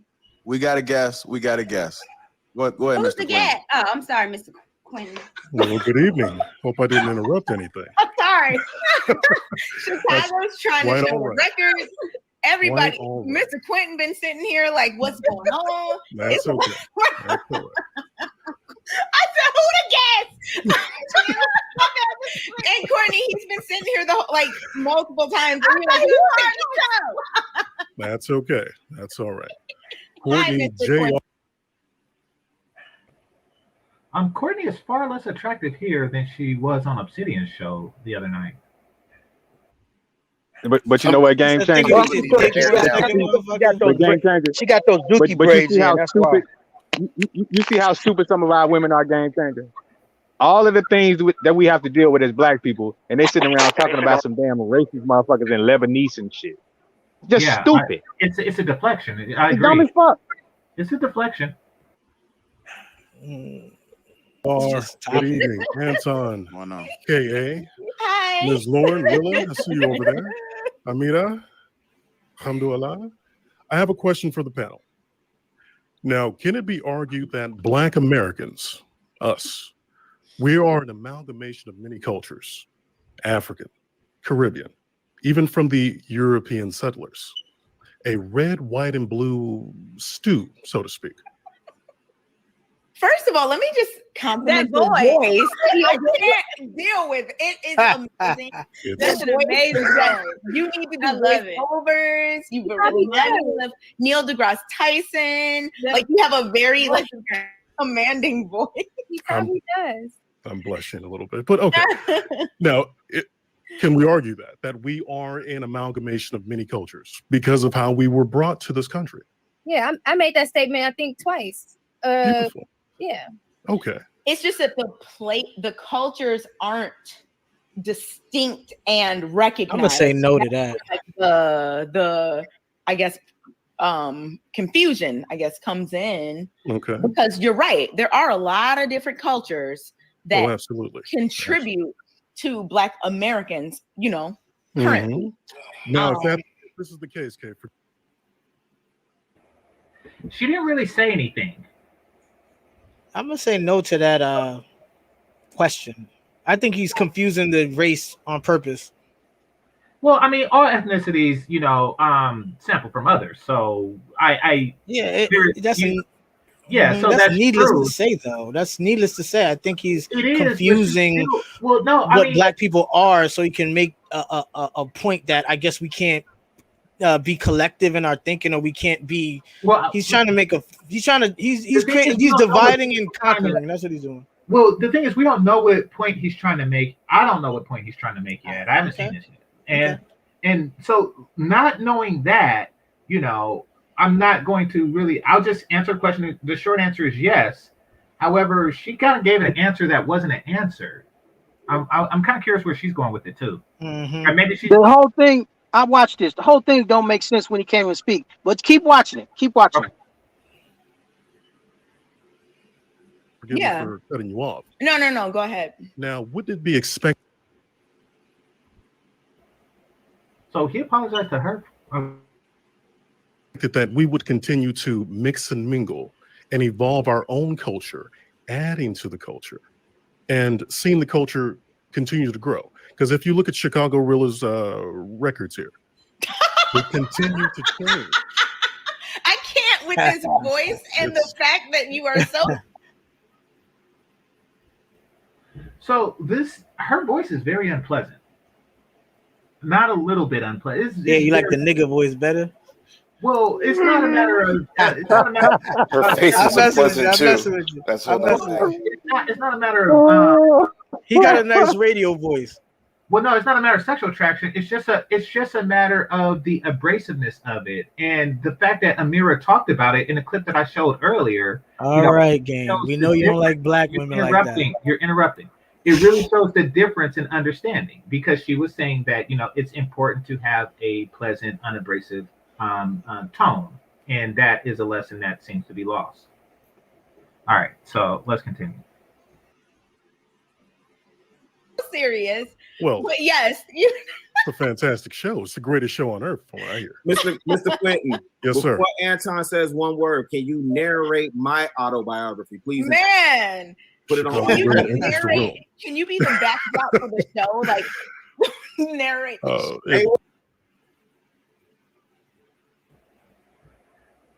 Hold on right quick. So, Young East, at 5:32, you text your girlfriend. What? You said that you were going to text your girl? No, I texted her at 5:32. Well, at 5:32. I asked her when it was her break. She said she already took her break. So that shit is out. Well, have her take another. I can't have her take another. How the fuck am I gonna have her take another? And why you care so much, nigga? You're a dominant person in her life. Yeah, this nigga's retarded. But James, look, I just want to have a bitch just take a break, nigga. What the fuck? I'm not her boss. I thought you were dominant. You her man. You're not her in boss. the house, nigga.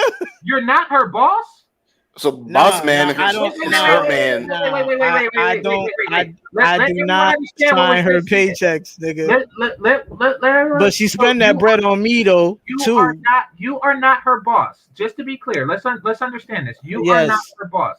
Yes, game changer. Is she allowed at her job to use the restroom? Sure. Ask her to take No, a restroom break, but instead of her using the restroom, this is OD. Hold on, right quick. I already asked. I'm not gonna ask her. Oh, can you please use the fucking bathroom? I'm not gonna ask her that, nigga. Can you? They command it. They command No, it. I don't want to, nigga. I don't want. I already asked, nigga. I command such a thing. I already overextended by your dominance. Overextended. There's an extent. No, I'm talking to you. I'm talking about you. You lucky I even There's an extent to your dominance. You're lucky I even texted her on your behalf. That's what I mean. That's nothing. You did nothing. No, you're lucky that I even texted her on your behalf. I wasn't even remotely gonna do it, but I did it. And she said she's on. She already took her. Bro, she said she already took her break. I'm not gonna ask her to go act like she's fucking pissing, bro. You wanted her to take a break, and I'm not gonna do it. Game, drop the game. I'm not gonna do it. She actually has the ability to take a bathroom break at any time. Game, you corny. Take a break. Game, but you she corny. didn't. She did You're not corny, game. She already took a fucking break. She did not respect your authority enough to. It's lame, game changer. Lame changer. On your command. All right. It's lame. Get back to the video, man. He just don't get it, man. He's never gonna get it. That's what I'm. That's what I'm saying. This is what happened. No. What time is she off? Hold on, dude. What time is she off? What time is she off? Huh? What time is she off? What time is she off work? Oh, I don't know exactly. Maybe like she usually get back about little after midnight. Sometimes when it's what's today? Sunday. It might be. I don't know. It's the weekend. It might be a little later. Wait. Why, nigga? I'm not gonna do nothing. Listen, that shit is over. I don't give a fuck. I'm not. Wait a minute. Game changer, let it go. She gets off at midnight. Game changer, let it go. She gets off at midnight, right? Game changer, let it go. I'm not gonna do shit. I already tried for you, and then it didn't work out. That's wait. Let it go, nigga. What time zone are you in? Let it go, nigga. Okay, because your name is Young East, I'm gonna assume that you're assume what you want. Go ahead. That you're on the East Coast. Yeah, that's what I'm doing. So, do that. So being on the East Coast, it's 9 something. Let's get back to the video, bro. Yeah, we will. But I want to clear this up. So it's 9 something your time, and you're saying that she gets off at midnight, meaning that she will not have another break for 3 hours. You done yet, nigga? Yeah. Now I'm done. All right, thank you. Let's get back to I'm just saying it's highly suspicious. That's fine. That she works in the industry like that she has to work breakless 3 hours straight. I find that highly suspicious.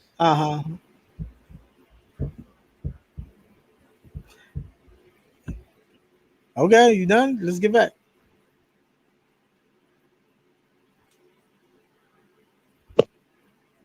Young East, how come you and Mel sound alike? Next time on Lapeef, let's talk. Next time on Lapeef, let's talk. There we go. Grab that soundbite. Look at your man. Now look at me. No, I'm not the Old Spice guy. I'm not that guy. Not that guy. But can we argue that our culture will continue to evolve and change as we mix and mingle with other cultures? Because if you notice, we'll use hip hop as an example. The face of hip hop is not what it once was. The Philadelphia Half Life. That's a good record. Do you want more? Yes. Not Illidale. I got the 2 records mixed up. No, it's cool. But right. Can we argue that it will continue to evolve and change the more we intermingle and mix with other people? Okay. It does, but here's the thing: what other culture does that mix and change? Because the other cultures has kept their tradition, which is part of their culture. What other cultures mix and change? All of them, at least the ones that sustain. Like every culture is an amalgamation of other cultures, the ones that survive. They take out the meat and spit out the bones. Like Rome didn't even have its own gods. They stole the gods from the Greeks. Like what culture just remains? Oh, I know. It's that one culture where the women think that the ankles are erogenous and the titties aren't. And they those shit mud hut peoples. Yeah, the shit mud hut people. They didn't adopt anything from other people culture, which is why they live in shit mud huts. It's because other cultures, when they brought up the bright idea of making huts out of clay or even stone, or bronze, and then later iron and steel and stuff like that, like they just say, you know something, I'm gonna stick with shit. So yeah, that's the culture.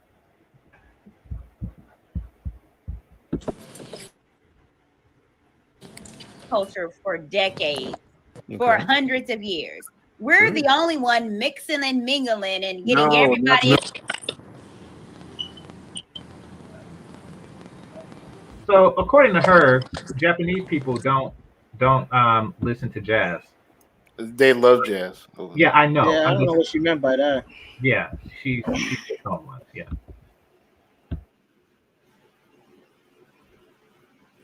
No, we're not. No, we're not. Well, No, besides- we're not. Not true. In my own personal family. So, wait. I'm sorry, Mr. Penn. But please. again, going I back. want to hear him talk Chicago. Well, apparently we've been listening to you. You see that? You see that? Man, often I want to hear. I was right. I was just about to. You see that? That's why you do not talk to these bitches. Wow. You see how the other woman from Lebanese or the Amira chick? You see how she acting? Very, respectful, laid back. This is what you have to deal with on a daily basis. Yeah, exactly. Wow, this is a huge That shit L. tough right there, man. Damn, that was a lot. Huge L. The fact that she's sitting there quietly and y'all can't even like refrain from laughing and interrupting with non-pertinent things. Your voice is so funny. And Yeah, her or Lauren. like 2 minutes later, man. that voice. It's like, damn. My God. Damn. It's annoying. That's why I love Filipino women, bro. It's a haste. Oh my Look God. at me, see me type of. Okay, I got a question for you guys. How did y'all feel? What did y'all think about the show where Kay and Courtney were pretty much quiet and gave straight direct responses the whole night? Kay and Courtney. Now we're talking about this show. We're talking about this. Yes. Show. Yeah. You talking about the let's show? talk- You talking about the show where they were asking them? Actually, Anton got in on them and wanted to question Courtney, and then went over to because Courtney sort of pushed it off and went over. Anton ended up going over to Kay, and they were questioning about their attitude and how they were not saying anything, and they could say it was obvious. Maybe you texting each other and keeping quiet. Yeah, and they Kay both deflected that conversation left and that right. wasn't happening. So they That both was- said that wasn't that happening. was So what do you disrespectful. guys think about that? They were That was being quiet disrespectful. and not interrupting that show. We can go back to this show though. People had a problem with it. Go for it, Melody. I said I sent you that show earlier, the one they're talking about. Oh, I didn't see it. I didn't get a chance to see it. But let me play the rest of this. You still got to get to the point where they shut her down. Really, you don't want the smoke with me? I will I put want all on the the hoodie. smoke, Michelle. I will put on the hoodie. Fresh off of. Hip hop is the biggest export from US. That is Black culture. Yes or no? And listen, hip hop is the one culture that brings all races together. So when you go to France and you see graffiti and you see b-boys and you see DJs and you see MCs, that's the four elements of hip hop. You can go to Japan. That's just You can not go to Korea. hip you can hop go is to just Greece. not Black culture, though. That's You said not what? just what we're made of. What he just said was, can we not mix and mingle like we? He did. She interrupts again, and he didn't even say that hip hop was the entirety of Black culture. What he's saying is that cultural aspects mix and mingle all the time, and other cultures consuming hip hop is an example of that. But that's not the entirety of it. Who consumes the entirety of somebody else's culture? The fuck.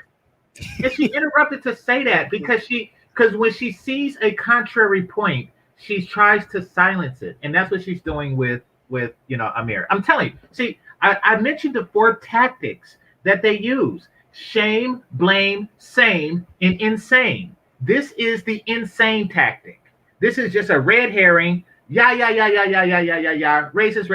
Yeah. I don't want to talk to you. I want to talk to him. Yeah. Mira never addressed Courtney's her accusations. Yeah, but that's a problem. They told her they instructed Amira how to conduct herself, and that's what she's doing. They're telling her what to do. They told her they told her what to do, and she's sitting there and she's doing exactly what they have instructed her to do when she came on the show. See, before she got into the show, they were telling her what was going to happen and how to deal with certain situations. She's doing exactly what they told her to do. Who instructed her? Anton, JR. You got to look at this. You got to look at this real closely. See, if you've been following this from the beginning, you'll see it. You'll understand. Did you not just say mix and mingle?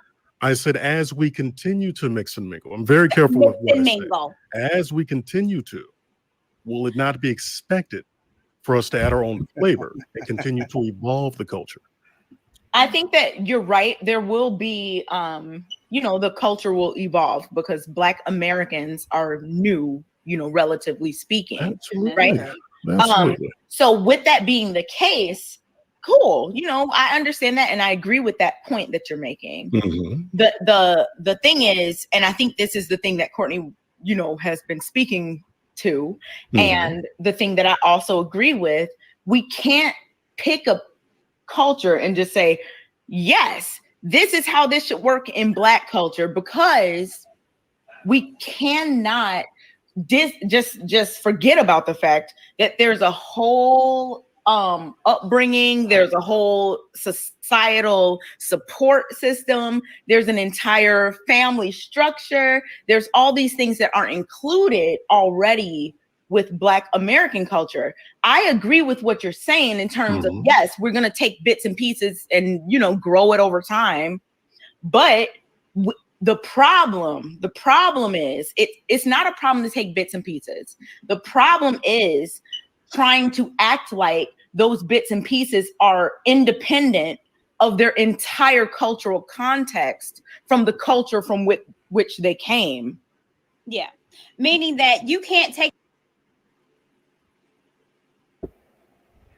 Okay, once again, this is the insane tactic. This guy with I don't know if he's deliberately trying to distract, but the guy with problems. Yeah, he shouldn't. But what she's doing is she's not saying anything. No, she's not saying anything. She's putting a counter argument to an argument that doesn't exist. She's countering the narrative that hip hop, or one aspect of our culture, is the entirety of the culture, which no one actually said. No one would argue against that. So she's making a point or a counterpoint to a point that no one is making, right? To say something, and this whole thing is to divert. That's how KA responds.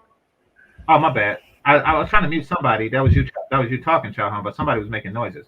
But so yeah, but all of this, the reason why they're doing this is to divert from the fact that all cultures, for the most part, intermix cultural aspects. They're not going to give a proper counterpoint to that. So they're going to give a counterpoint to, a culture is the sum of its is not the sum of its aspects. The game changer. But as far as Kay is concerned, you got to watch her in the different streams. You got to see how she responds, because a lot of times you think you're getting a definitive answer from her, and you're not. You're getting a lot of, how can I put it? You're getting answers that actually are not with full substance to the question or to the situation. She diverts a lot. That's one thing. That's one of the things. Not Courtney, but KA does that a lot. Yeah.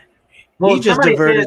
Catalina says unintelligible chatter is what's coming out of her mouth. Yeah, exactly.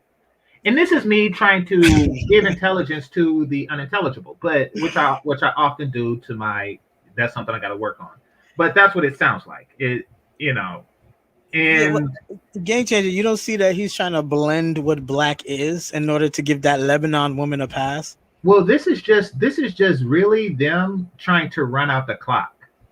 No, that was him trying to say we are multitude in many. You know, with his voice, we are multitude in many. We're a diverse culture, like all that shit to make it to give her the pass. I guess because she's attractive. I guess, but I doubt Lebanese. Many Lebanese women look like her. I think she's. Well, yeah, she is attractive. But I Mhm. think that the reason that he wants to do that is to say, listen, you know, cultures exchange ideals all the time. Why Mhm. not take this one? Which I would agree with. What idea is that? The submissive aspect that she Is was that what they're talking before. about? Well, that's what she talks about. But I mean, whatever he wants her to embrace, I think that's what he's doing. I think he's literally. You said he's trying to divert where it was going. And say we need to implement it, but not understanding how they came up with that particular culture and why it works with and why it them. works for them. Exactly. You just can't. Yeah, I want you to be like this. Okay, well, there's a reason why this particular culture works. I'm gonna subscribe to that channel. If he's part of that culture, then you got to take the rest of it. Okay. All right. Let me get out of here. Okay, so Go get in this Facebook group also. They got a repeat Facebook group. That's where a lot of stuff go in. I don't have a Facebook account, but yeah, I'm gonna say that it was what I suspected from once I heard her speak on submission. The reaction that Courtney and the rest gave is pretty consistent. Pretty consistent. Oh, Melody, you live? Because I was about to leave anyway. So What was their reaction? Yeah, I'm about to go live. to divert from that. Basically, everything that they were doing was to divert from that and to not embrace the fact that y'all need to be more fucking submissive. I didn't even hear that part, but that must have been But earlier. see, AGC, you got to get to the part where they shut Courtney down. They literally, and she got upset. That's the part you got to get to. Hey, They I played the shut whole her thing. down. So what you gave me was 11 minutes long. And I played it. So Melody, Yeah, you can take the rest, right? A minute 30 on her. Okay, wait. So it was a lot of diversion going on, which is what they generally do to women, particularly when they're from other cultures. They done it to Melody. They do it to basically women who introduce the idea of submission in front of a bunch of men. It's all hate, man. It's all fucking hate.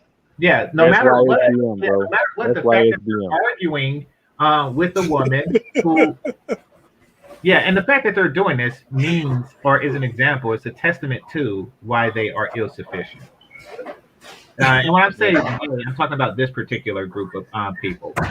Who is that? Hey, yo, peace to the panel, man. Thanks for having me on Game Changer, man. All Peace right. to y'all, man. Thanks, do business. That was Melody.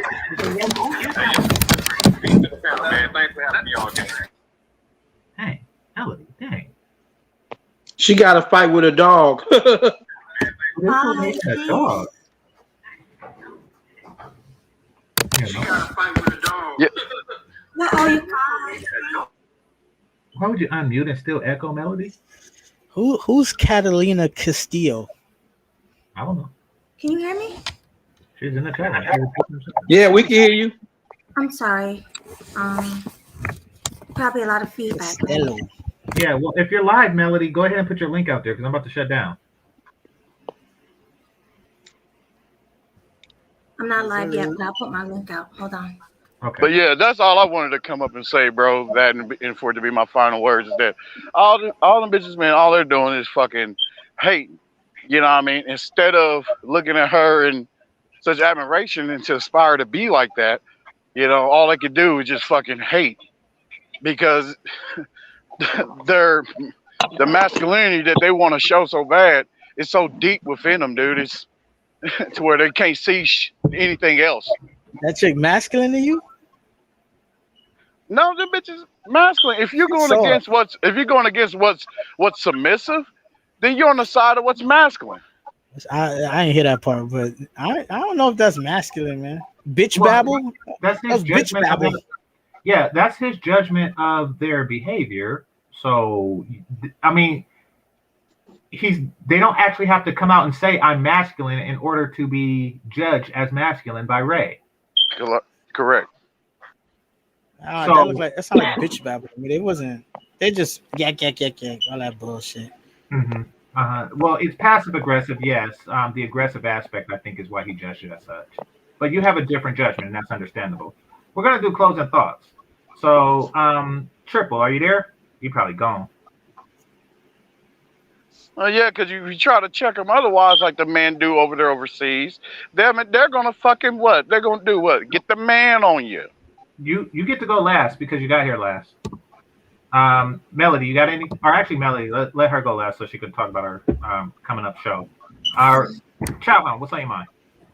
Basically, seeing that I'm involved in the group and seeing all of what's happening, there's a whole lot going on, and it's the people are actually questioning whether Courtney or Kay should even still be on the show at this point, because what they're saying is the attitude and the little team up they have formed going against Amira. So you got a group, you got a certain section of the group that's like pro Amira. So the thing is, Kay is who Kay is. She's always been controversial in a sense. But Courtney is the one that's flipped because she was at Southern Belle. That was the queen bee for the minute here. They had her on the pedestal. And what they did was they brought Amira down, which actually has shown who Courtney really is. A lot of the stuff that Courtney was hiding is coming out now. And I mean, the part I wanted you to see was the part where she got very confrontational with JR and Anton. I mean, and they had to shut her down. Well, we'll play that on the stream. What's that? Melody said she played on her stream. Yeah. Yeah, so that part right there, getting into that is very, very telling. And what I was saying even the other night when we was on the other stream, you have people that come up and they act like they're pygmy. They say they're feminists, femininity. They're in their femininity, but they end up showing feminist ways. And the anger starts coming out. And it shows. So my thing is, you bring it, see, for them, it's the show. And I believe, that's my assumption, that they get paid for going on because both of them have a show branching off from that. So they're like on a leash in a sense. That's why I understood when Courtney went on Obsidian's, how she did not address certain issues. She said she wanted to do certain things. She wanted to address certain issues, but she can't because she is on a string because she's actually branched off within the Lapeef group as a subdivision, so to speak, of another platform, but it's connected. It's up under Lapeef. So she's got to watch what she says. Even Courtney has to, even Kay has to watch what she say. So when I watched that, it was very telling because I know because I'm in the group and I've been watching everything they've been doing mostly. And I've been going through the comments and all the posts. So the thing is, a lot comes out. That's why I said if you watch a person for a while and you can even put them in a certain position, you'll see the true self coming out. As some of these women that come into the Manosphere, you're going to see their true selves come out. And what they're going to do is they're going to try to create a split. And that's where in the Manosphere we have to, you got to watch that because Hollywood is even coming after the Manosphere now. It's just, they just mounting up their attacks. This is slowly, it's like slow infiltration. You bring in a bunch of numbers of people, then they start trying to take over. And that's what has to be, that has to be watched because there's going to be simp men behind them smelling their panty lines, hoping and, you know, for points or whatever that's going to ride with them, going to simp on with them. So that's something you got to watch as far as this Manosphere is concerned. I'm finished. Okay, appreciate that. And yeah, I definitely agree with what you're saying. So what you're describing is what I talked about a year ago, called level 2. This is the more deceptive one, the ones that pretend to be feminine and you know they're not. And the solution to that is time. Time will tell. But unfortunately, on platforms and things like that, sometimes it becomes too late. The person builds up enough of a following to where they can show their true nature. But basically, we're in a position to where, and when I say we're, I'm talking about Black people in general. to where femininity doesn't really have a definition. We don't have a set definition of what a feminine Black woman is any longer. So they want to be able to define it to their own benefit.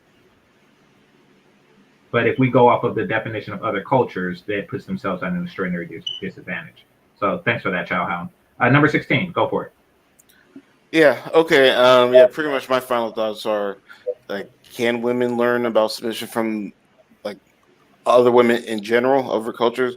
Yes, but I feel that if it's not learned throughout childhood to adulthood, it is most likely not going to be genuine in terms of the how they apply that femininity. And even if it is just dealing with the legal system that we have here, it will complicate that further. So while I do think that it is important to learn that those type of ways, we at least as men, we still have to remember where we are when it comes to the legal system law before we try to, I guess, practice certain parts of other people's culture when it comes to women.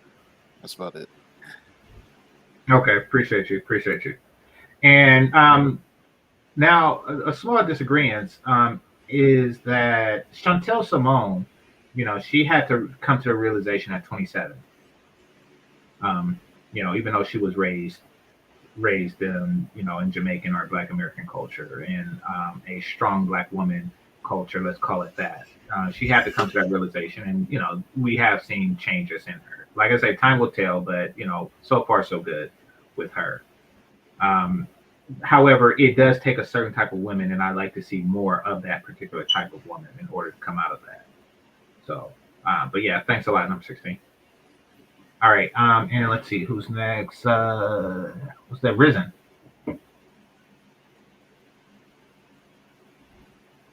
Risen or Q? You there? Okay. Who's Ray? Go for it.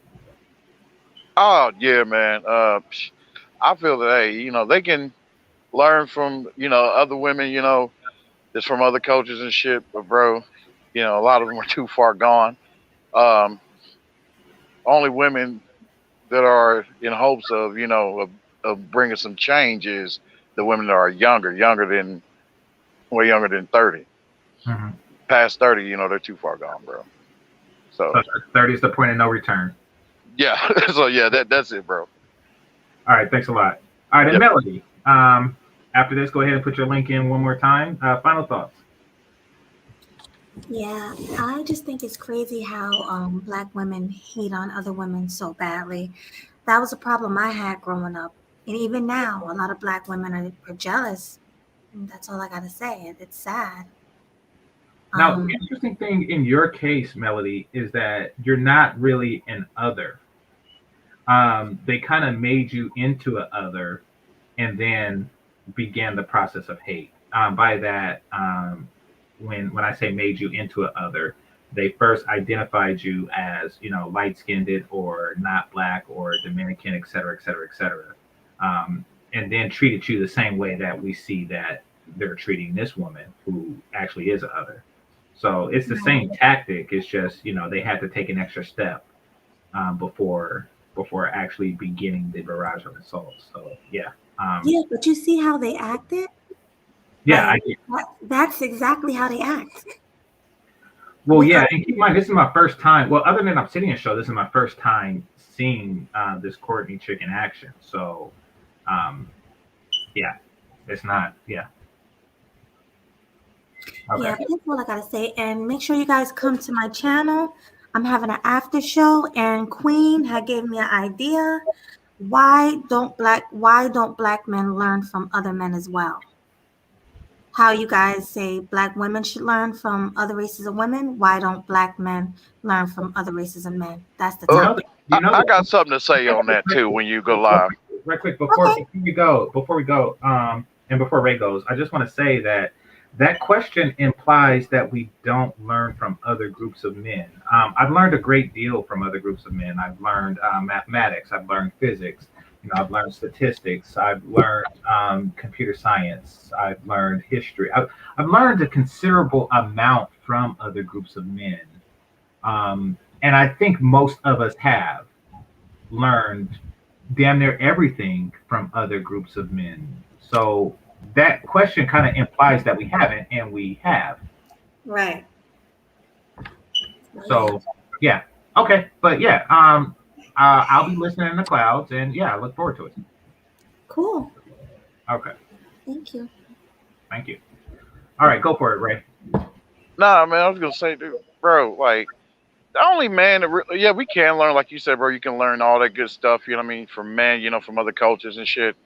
But the thing is, though, when they're talking about, okay, what can we learn from other men in regard to dealing with women, you know, relationships, that should be only implied to these damn simps and simp enforcers. Not the men, damn it, that, you know, that are in their masculine frame, damn it, they are about their purpose and is not going to take such bullshit from women. Right. Okay. Well, make sure you hop on the panel because I want to hear more of your thoughts on that. Okay. Okay. All right. Well, with that, I'd like to. Somebody sent the cash app. Hold on. Let me. I think it was Deacon Dave. Let me double check. Yeah, Deacon Dave. Thanks a lot. So with that, I would like to thank you for the cash apps and super chats, managers and moderators, those who are listening silently, and those who participate in the chat. Make sure you hit that like button on your way out. And remember, this is Game Changer 00100. Game over. Peace. Appreciate being on the panel, TC. Peace, bro. Welcome to it. All right, peace. Hey, Ray, I need your email. It's in the private. All right.